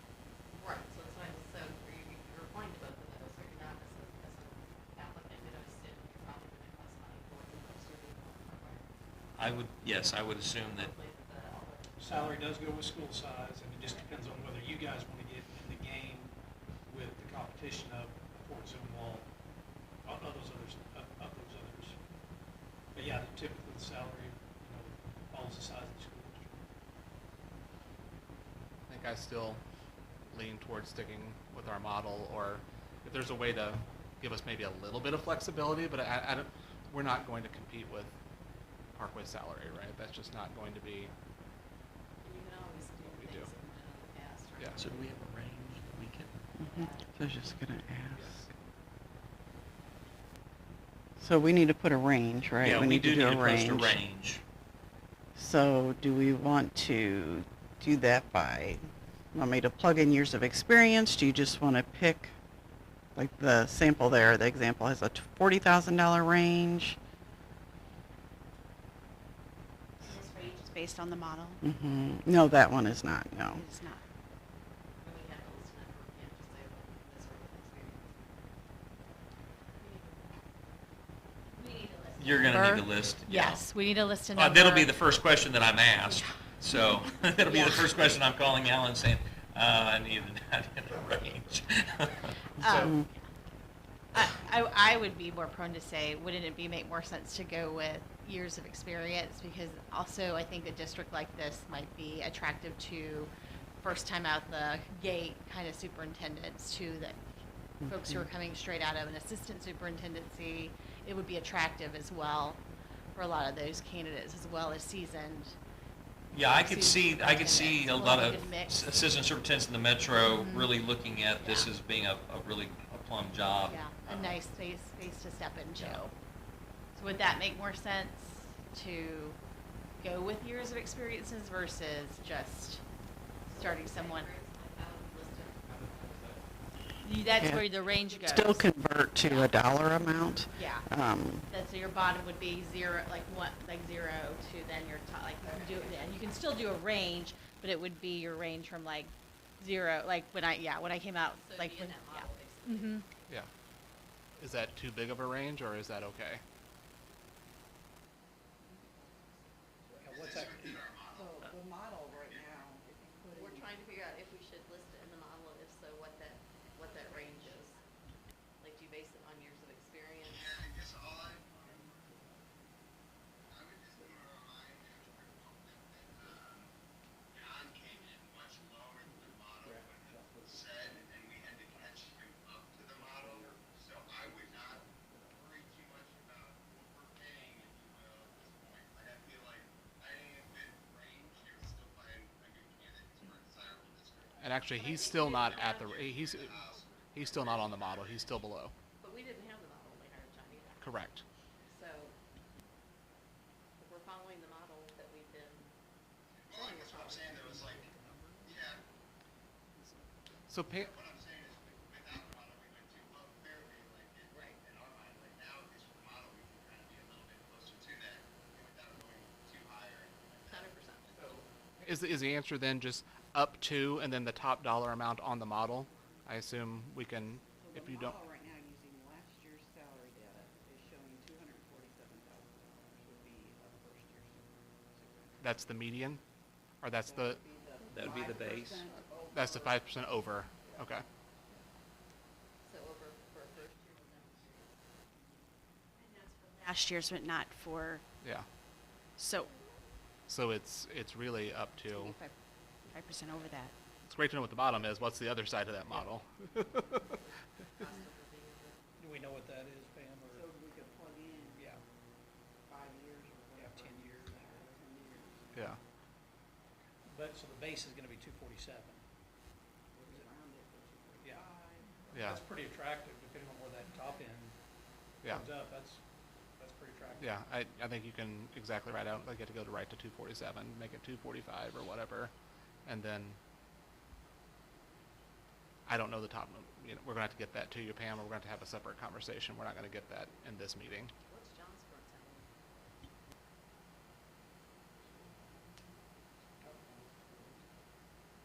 salary? Can we go on, based on the model where that is at 0, go up to 10 years? And that's the range?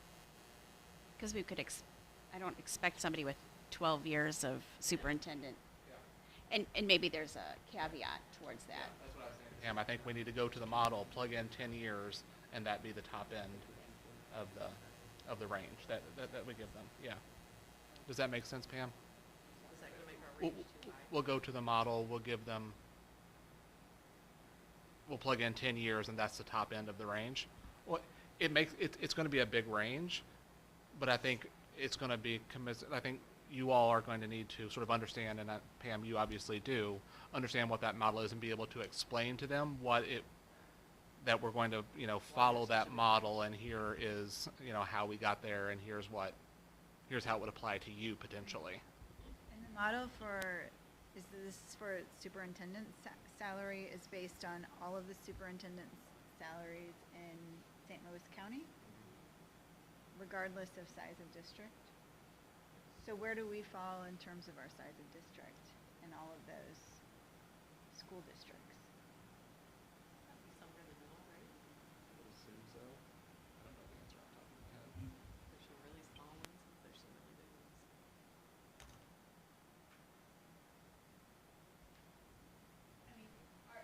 Be very attractive because districts that are about our size, that are still under, that are not paying their superintendents this rate. I know superintendents that are not even getting 200 right now. So typically when you all see the set salaries, is this the norm but it is a competitive market right now too. Is that this year's? It's Pam's data set, so when you sent this, was that last year's data? Okay. I would say typical is negotiable. You guys might be the exception to have it tied to an average, and there's nothing wrong with that, but, and I think that if when we find out that top end, the 245-ish, sounds like a great bottom end, right? And from what I'm looking at. You're gonna have this would be someone with no experience as a superintendent? That comes out of central office as an assistant. So I think. Like a John. Yeah, So it's up to us. So if you feel like it's too high coming straight out of the gate, then we could do it like 2. Like if you want the range to be like 2 to 2. Right. Here's what we know too, right? Like, it's a lot easier to negotiate up with someone than it is down. We're not going to be able to hire for someone less than what we put out there. I'm not sure we've spent so much time and energy on this model, I'm not sure I would be willing to put the bottom at like 200. I think it needs to be higher than that. And I'm guessing probably to be competitive, you want it to be higher than that. What was the lowest? The average was 248, and the lowest of that looks like Bayless at 213, 207, Brentwood. The districts that would have email. But yeah, those are I can tell you. 207's Valley So when Park, you're getting really paid. close. Okay. And Pam, I know you can speak that better than I, but what median's 258, But how do we justify not following? 248's the. Yeah, if we have. I'm totally cool with it's reading sticking to the model. Yeah. It seems like we should follow it. We have the model. We are pulling our other administrators. That's Yeah. part of also If we our don't follow the commitment. model, we're going to end up in a situation where in that second contract, we're trying to catch them up, and it's going to be That'll be a bigger a painful financial jump. Yeah. And But I would think set a it's floor respecting our And then use the model Yeah. to set your top end. Yeah. And I think it's also our commitment as a school district and a school board that we really do value our employees. Yeah. And there's a lot of respect. Hats off to anyone who wants to do this job. And once we get to your finalists, Yeah. when we work with them on the pre-negotiation form, we're gonna know before they come and interview what they have to say yes. And if it's, I would hope by that point in time that we're not way off. That they've already, we've already had conversations, because we will have talked to all of them personally ahead of time, even before that pre-negotiation conversation. So any concerns about where the salary schedule's at, I would hope would come to light before that. Agreed. So, Okay. so here's this. I just Jennifer just pulled up the job postings. So I'll work with Pam then to get the top end, and we're good with 245 to that top end for the range. Okay. Pam, are you capping that at 5, or does it go as high as it wants? Use what? 10, okay. Is the district good with relocation allowance? Do you pay a relocation allowance for superintendent?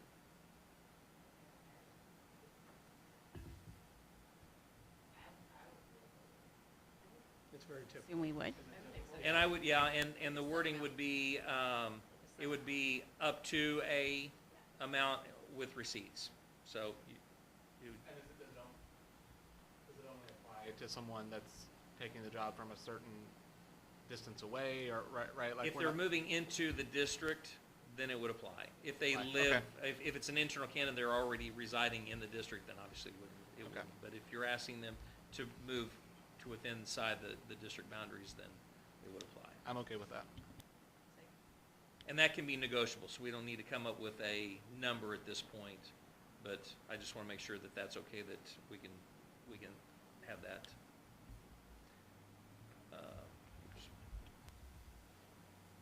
Initial contract.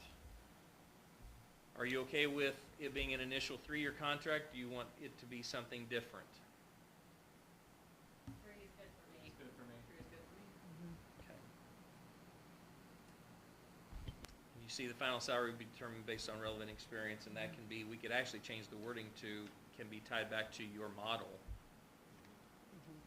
Do you want it to say something specific to your model, or do you want to keep it just relative to experience? I don't know how much. I don't have a preference. The model is based on experience, Okay, so. then we'll just leave it as We'll is. wordsmith it, Yeah. and we'll have that range still That's- in there. Required qualifications, anything on that list that, I do have a couple things I just want to talk about. Residing in the district. I would like to talk about that not being a requirement. So, just open that up for conversation. I feel very strongly that in today's time, that does limit people, especially regionally, people who work in the region, to ask them to sell their house, uproot their family, and move to Webster and live here. I don't know very many communities left that ask people to do that. Maybe Fenton still requires that. I don't know anyone else who does that practice. I don't know if you all know of any districts we left. don't even recommend asking the question. I will tell you, it typically comes up in the interview process, that they will make it a point to let you know their intent to relocate, if that's what their intent is. I mean, I think it's great if someone wants to live here, but I just don't think it's fair.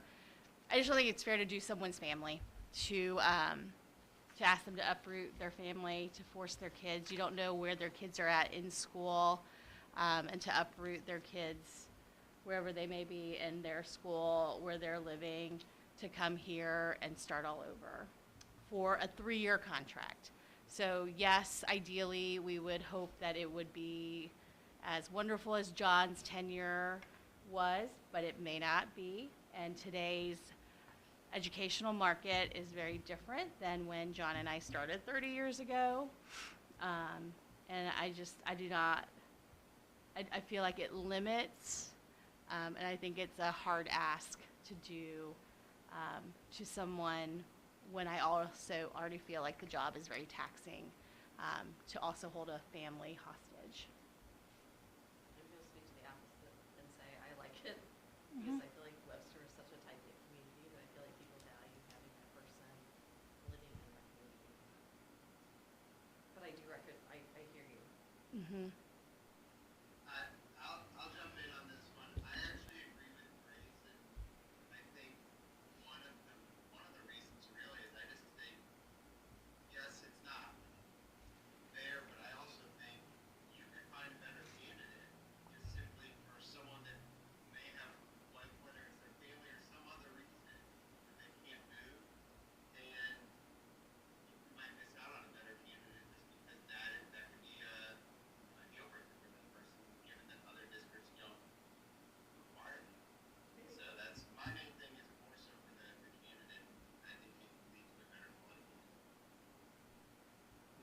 for me, I lean towards keeping the requirement as well. I think that I totally hear what you're saying about the families and the impact, and I get that.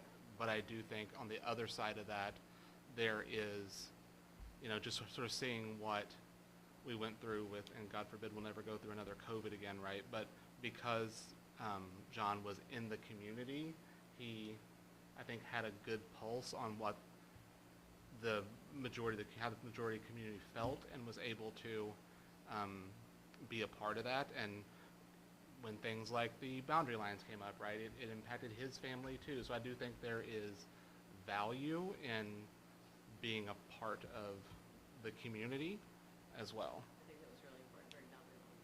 Agreed.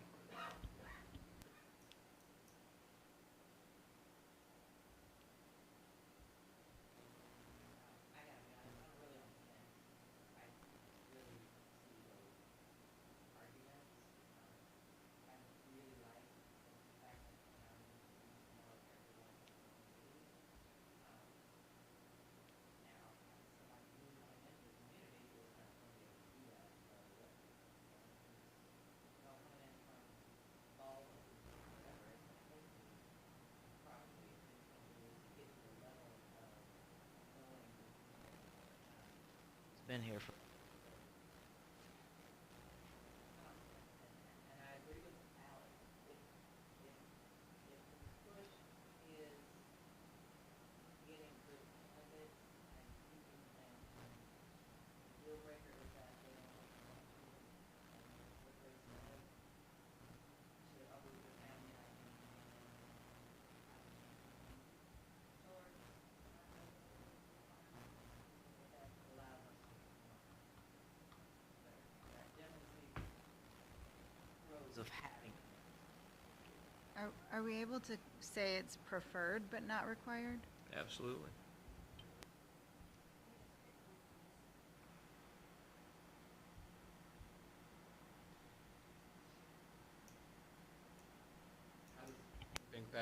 What do you think that does to the applicant? Ask it this way: what do you think that does to the applicant pool when we're knowing that was Alex's concern and Keita's? Does that still limit the applicant pool? Does it?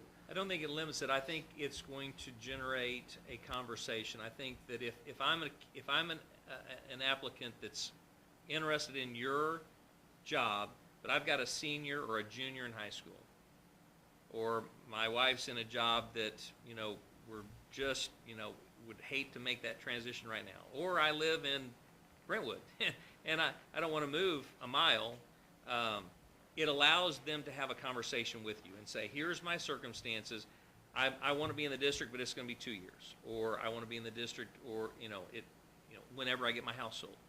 There are a lot of circumstances that I think allow for you to negotiate with your finalist if it gets there. But I don't think it's going to keep you from getting applicants.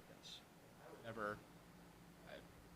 would never want to require someone that had to be here by July 1st, like the day they started. That would be a huge burden. But in my mind, it was like after the first year or something. But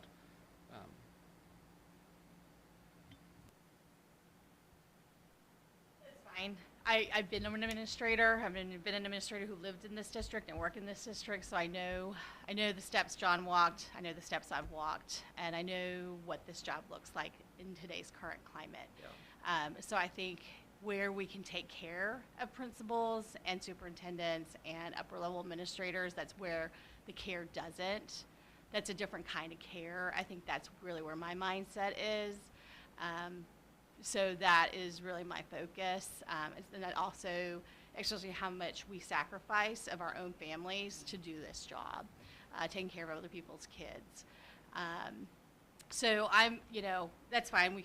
I'm happy to meet in the middle, but I do want to be very clear that is where I'm coming from in the stance of advocacy for administrators who have to do this job in today's climate.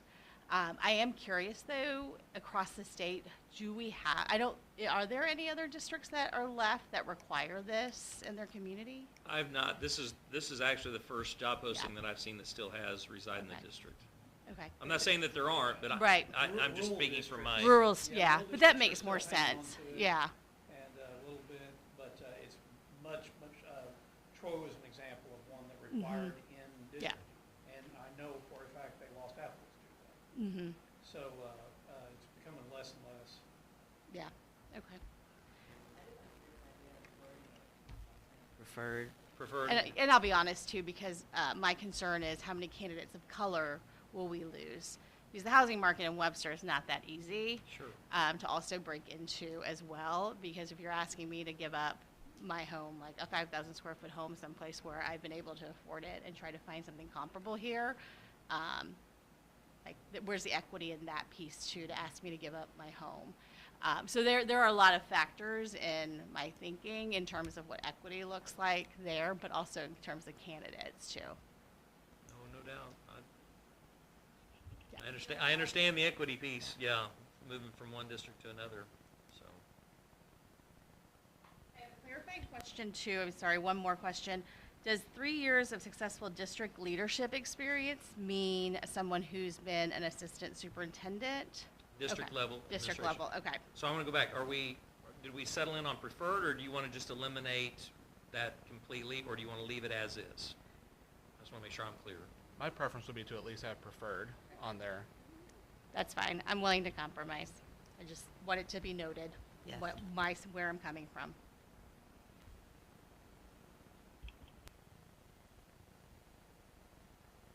Okay. Doctoral degree, okay, required. Okay, so we can scroll down. If there's anything else on it. More about the 3 years, was that okay? Oh, yeah. You just wanted the clarification? Okay. No, I wanted clarification on what was the district level experience? Was it Yeah. assistant superintendent, or was it like just a principal? So we were assuming assistant Assistant superintendent, yeah. superintendent, okay. And then are you okay with the last two bullets, district-wide improvement plans and school finance bond issues related?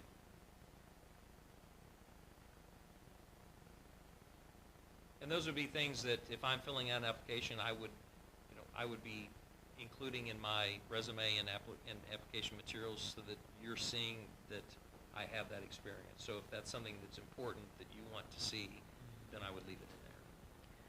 I like the proven experience, because to me that kind of speaks to what Tara was Yeah, trying to get exactly. to,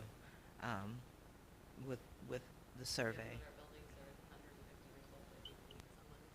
And plus, whoever this leader is stepping into the middle of a bunch of bond work. That's important.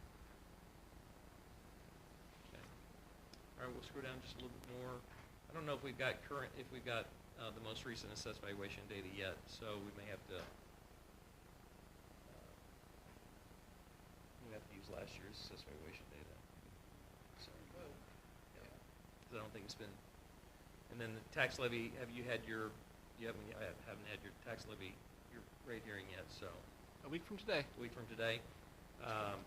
So we'll hold off on that until you set your levy, unless is it going to change, or do you know? I mean, I don't want to put you on the spot. It'll change, okay. We'll just wait until next week. So, and then we'll fill in the hiring timeline based on the dates that we've already established, so. Anything else that you want to go over on the job posting? Number of school buildings, do you need that number? Was it 9? Depends on what you count as. Well, that's a good thi- point. Okay, so this- you tell me, that's why I was blank. So, Number of schools or number of buildings? Yeah, number of schools is one 9. answer, and number of buildings is a different answer, because we've got the service center and this, we've got the property up on Pacific or whatever. School buildings is 9. Right. Yeah. 7 elementary schools, Except that the service center is a school building because they're necessary. They also have 17 Selma across the street. Yeah, that's also a school building. schools that have a principal. Yeah, can we change the wording from, can we remove the, Building? can we remove the word building, because that's complicating it, and talk about the number of schools? sure. Does that make it clear? I don't know exactly what the question was trying to get, what the bullet point was trying to get at, but Trying to communicate how many principals real are estate in the thing? district, No, or is it? it's really just to give you the applicant the scope of what kind of physical assets they're going to be, managing. Oh, so you do want the number of physical assets. So a lot of it times could it's be- beyond just the buildings that are housing students, that it may be a maintenance Okay. facility, it could be a transportation facility, that are included. But it's always left up to the district what they want, how they want that advertised. Well, we can get you that number when we've done some counting here, and I'm guessing with Pam's memory over there as well, she can help add to what we've said. So If not, we can. go with buildings. Yeah. Yeah, I agree. So we can, between Pam, we can connect with Jacob as well, and we can get that number. Or no, higher, because yeah. There's, as far as special school district? Or, School district are part of the district. oh, so where do the Epworth, Epworth is, it's known. we just take their students, we don't, oh, They're students, but they're their own independent state-run facility. Don't manage the building. No.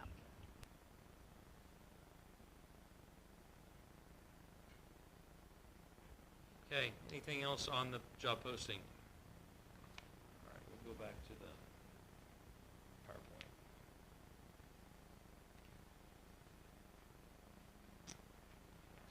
All right.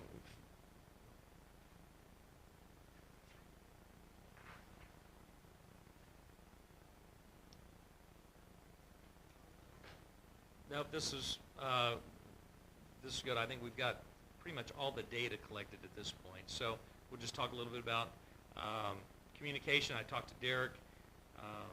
We'll provide him samples of communications to send out at different points in time through the process.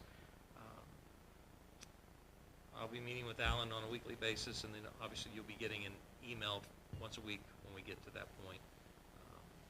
So again, communication throughout will be really important. So if you have any questions, don't hesitate, and I told Derek the same thing, so.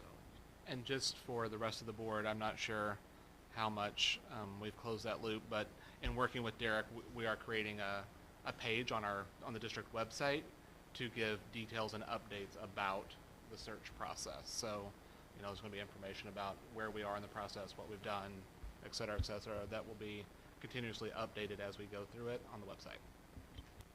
So confidential information will be all of your, obviously your applicant information. Any of your notes that you take during your interviews will be confidential. In fact, we'll usually collect those and shred those at the end of each meeting. Same thing with your final, on your final interviews, just to help keep some of that from getting loose. So, any questions about any of that? The communication piece or the confidentiality piece?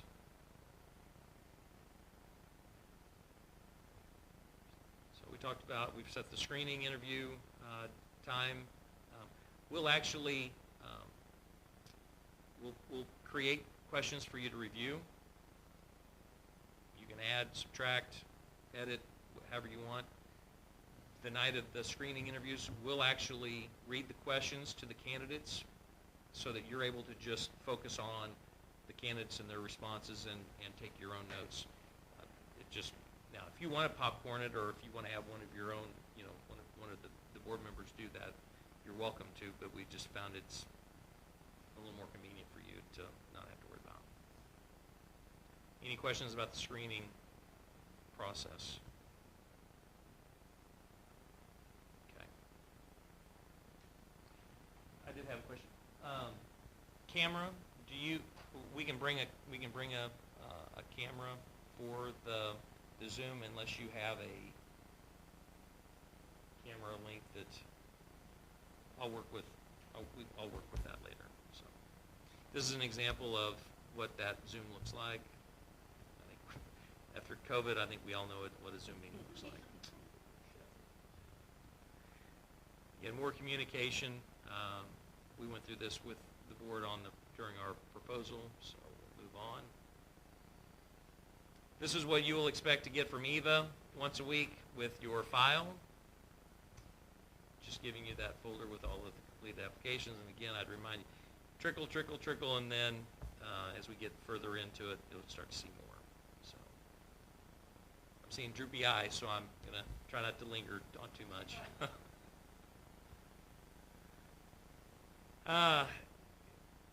if there's additional information, if there's anything that, that you want us to incorporate, let us know.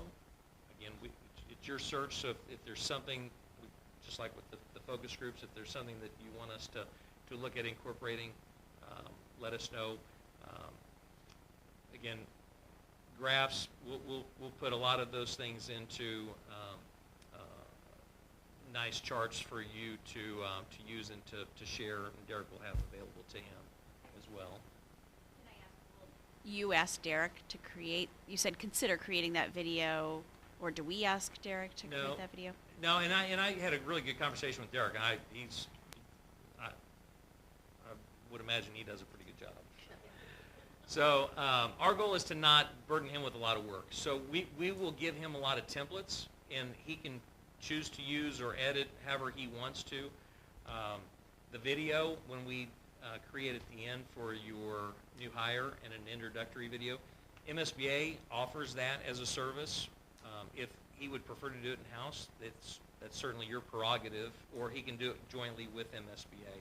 So again, we want to make it as easy for him, but at the same time, I told him I didn't want him to feel like we were doing a lot of the communication. He felt like he wasn't in the loop, because it's really important for him to be able to respond to questions as they're asked from different constituents in the district. So,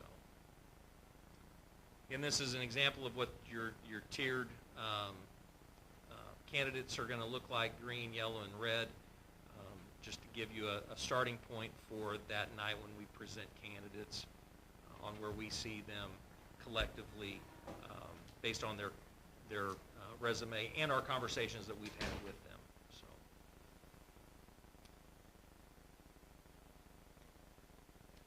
we went through this last week, summary of what you'll get for each of those candidates, just to give you additional information.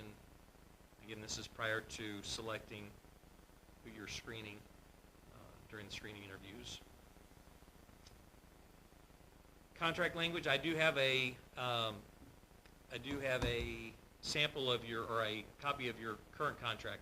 What I would tell you is for you to review that now, that way if there's anything that you are anticipating you're wanting changed, that your legal counsel can start preparing for, so that when we get to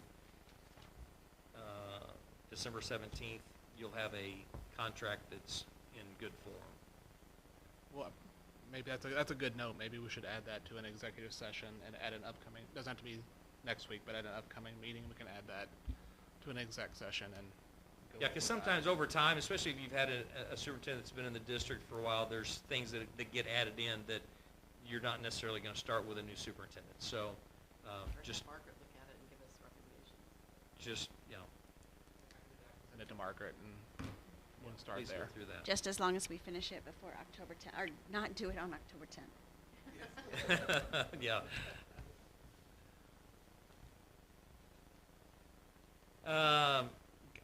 This is a question that comes up. What should your outgoing superintendent's role be? We typically don't advise that they get too involved in the interview process. They may be the one that you ask to do the building tours, because they're going to have a lot of information about, you know, the schools themselves, and so I would not have them sit in on your interviews.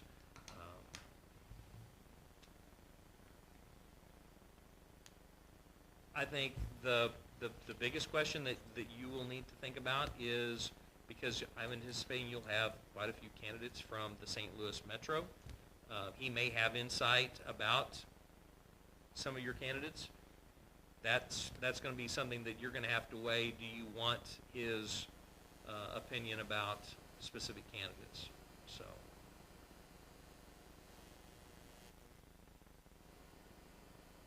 and then the last on that last one.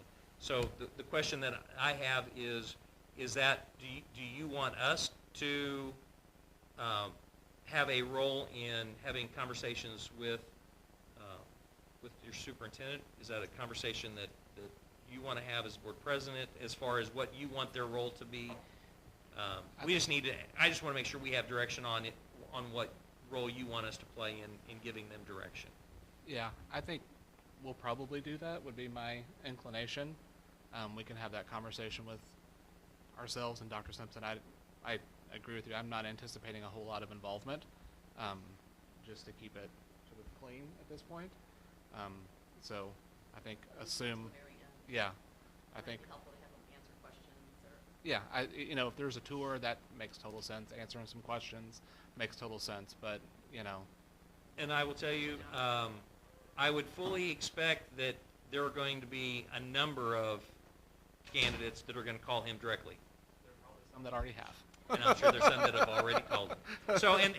So that may be a conversation you want to have with him to let him know, you know, how you want him to respond to questions, and or for him to feel free to be able to talk about what's going on in the district, openly. So sometimes the not knowing is, becomes a bigger issue than the actual sharing. So any questions about that? Okay. So formal interview schedule, this would be, if it were an open final, so they would be,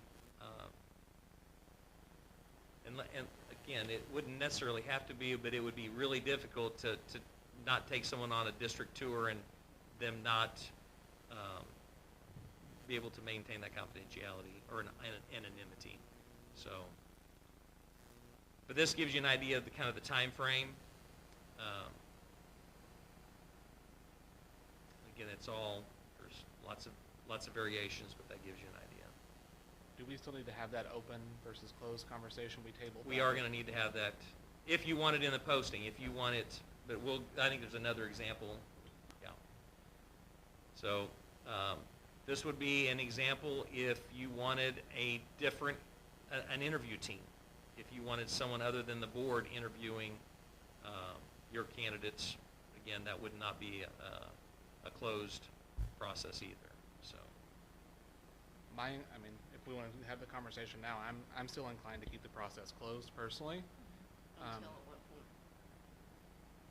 Maybe all the way through, but I think can we say something along the lines of closed process on the application, and then if we decide to open it up at the end because the 2 or 3 finalists we have, we know it's okay, and then we might want to incorporate a tour of the buildings or whatever because they're from further away. I mean, I don't know, you guys tell me, but I'm inclined to keep the process. By the time they get to the bottom 3, Grace should probably answer this. Like, is it not gonna be out there? If you're in the final 3, you should have let your supervisor know. Or you should have let your district know if you're a sitting superintendent that you are interviewing and doing the final 3. That's So courtesy. we could keep it closed until that point, Mhm. and then Yeah, and it's open. it's fair game. Yeah. Yeah. I agree, because I think it Yeah. might be too messy if you're. Yeah, Trying to professional wait. courtesy. It does get hard, it Yeah. does keep hard. Yeah. It- It's a small trying to- town. Yeah. Yeah. So close through screenings, and then finalists will be announced publicly. Is that, I'm okay with that. Yeah. so going back to the previous, now, are we good with, the board is gonna be the only team interviewing? Is that, so this would be an example where you would be able to host a district tour or bring their spouse, or kids may even wanna come and see specific things, so. And back to the closed thing, I guess. I like the idea of the 3 not being closed, but do we actually have to make an official announcement that these are our 3 finalists, or can it just it's out there, but? Well, that's up to you. From a communication standpoint, you know your district better than I do. Do you want to make that a part of your announcement? Do you want to be able to say, here's where we screened, 8, 6, whatever quality candidates, and we've narrowed it down to 3. And here's the 3, and we typically provide just a small bio, here's where they're at. By the time we get down to 3, St. Louis is the state is I already, people are talking about Potosi. As soon as these come up, we're talking about it across the state. By the time we get down to 3, everyone's going to be a buzz. So Do you for, actually need an official? I think for transparency, because teachers are going to be talking about it previous retired administrators are going to be. It's the season of the dominoes, is what we call it, where we're just watching all the dominoes fall. Like, where are the chips going to fall? It's kind of. I mean, it's like the educators. Like, I don't know. It's like our Kentucky Derby, I guess. I don't know, but yeah, it's like this. Like, where's everyone going to go? It's like all the pieces are shifting. So I think for transparency, and because we are such this bedroom community, and for our teachers who live here and teach here, I think for peace of mind, so that it doesn't feel like it's all like, oh, it's all a secret. Yeah, I think it is important that we include them in at that point, because all the rumors will be out there at that point. So I think for me, I would be more comfortable if it could be as transparent as we could possibly be at that point. Mhm. Yes, that too, because those will be there. Okay. We will revisit the final interview schedule at one of our next meetings and finalize, what the time and the order that we want to do some things. So, things to think about when we get to that point, when we do a district tour and the community tour, these would be things that we would want to think about incorporating, where to go for them to see, people to meet. So things to be thinking about, reserving rooms. I'm assuming you'll do your final interviews here and the screening interviews here. We will need rooms for the focus groups. And we can just use the same room, because we'll have 30 minutes between. But we will need a space that'll accommodate 25 or less, but up to 25 people. Let me ask the screening interview question. We decided to do those on Zoom, right? Yep. We won't gather in person for those, will we? We'll just all log in from our homes? No, you will be here. They will be remote. Okay. Yeah. No, I saw that picture. I just, in my mind, I thought, I flashed back to COVID board meetings and doing them all on. Okay. My calendar. So it sounds like you'll need one room on on October 10th from about noon until 5. Yes. Jennifer, do you know the process of, can you find a room? And it looks like it'll have to be a room that holds 25 people. I think the service center makes sense. So hopefully it's free. Or potentially Frick Theater. Or possibly Frick Theater. Not during Probably the not. day. Oh, yeah. Yeah, it would.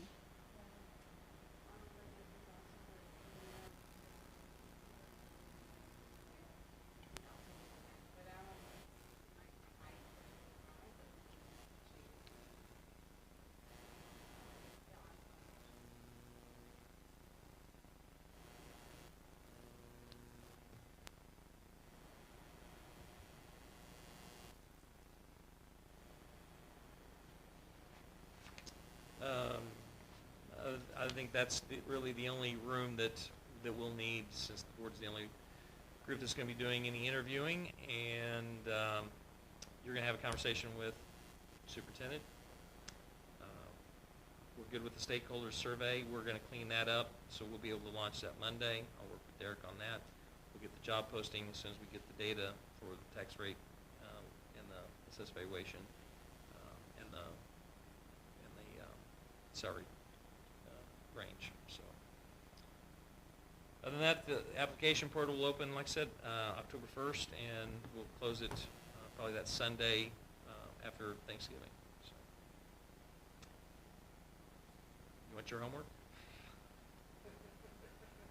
So, make sure you complete the survey. It's surprising how many times we'll get the survey data report back, and it'll say one board member completed it. So complete your survey, promote it, and then start thinking about the formal interview schedule. We will get to that And then just keep things going positive here, because we don't want to have, somebody calling and saying, what is going on in Webster Groves? So you guys got a lot of great things going on, so we'll want to keep that going. So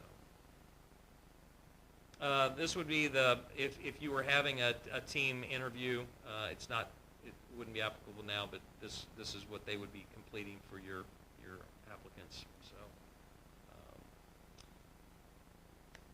this is our advanced insights. We talked about this. You'll get this for all your finalists. This is going to give you a lot of information about how they process information, their personalities. We'll spend a little more time talking about that during the screening portion as well, even though we won't get into each individual candidate's profile, but we will talk about it. And you're getting that from a quiz? Is that they're taking some kind of They survey? take an inventory. Yes, they take it.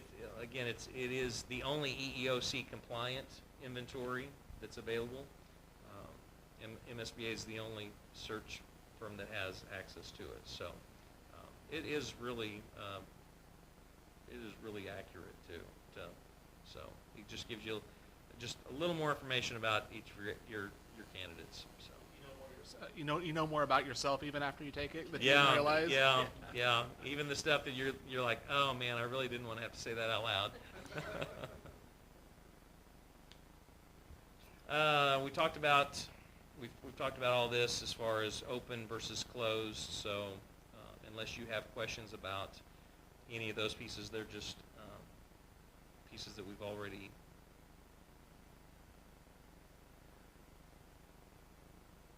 gone over, so I don't want to belabor it. So sorry it took so long. There's a lot of stuff to think about. It's okay. All right. Before we get out of here, any additional lingering questions from anybody? No? Thank you all for your presentation. Assuming no one has anything else, I'd entertain a motion to adjourn. All those in favor say aye. Aye. Anybody opposed? That carries. We are adjourned. Great work, really good work. That's good. Good process.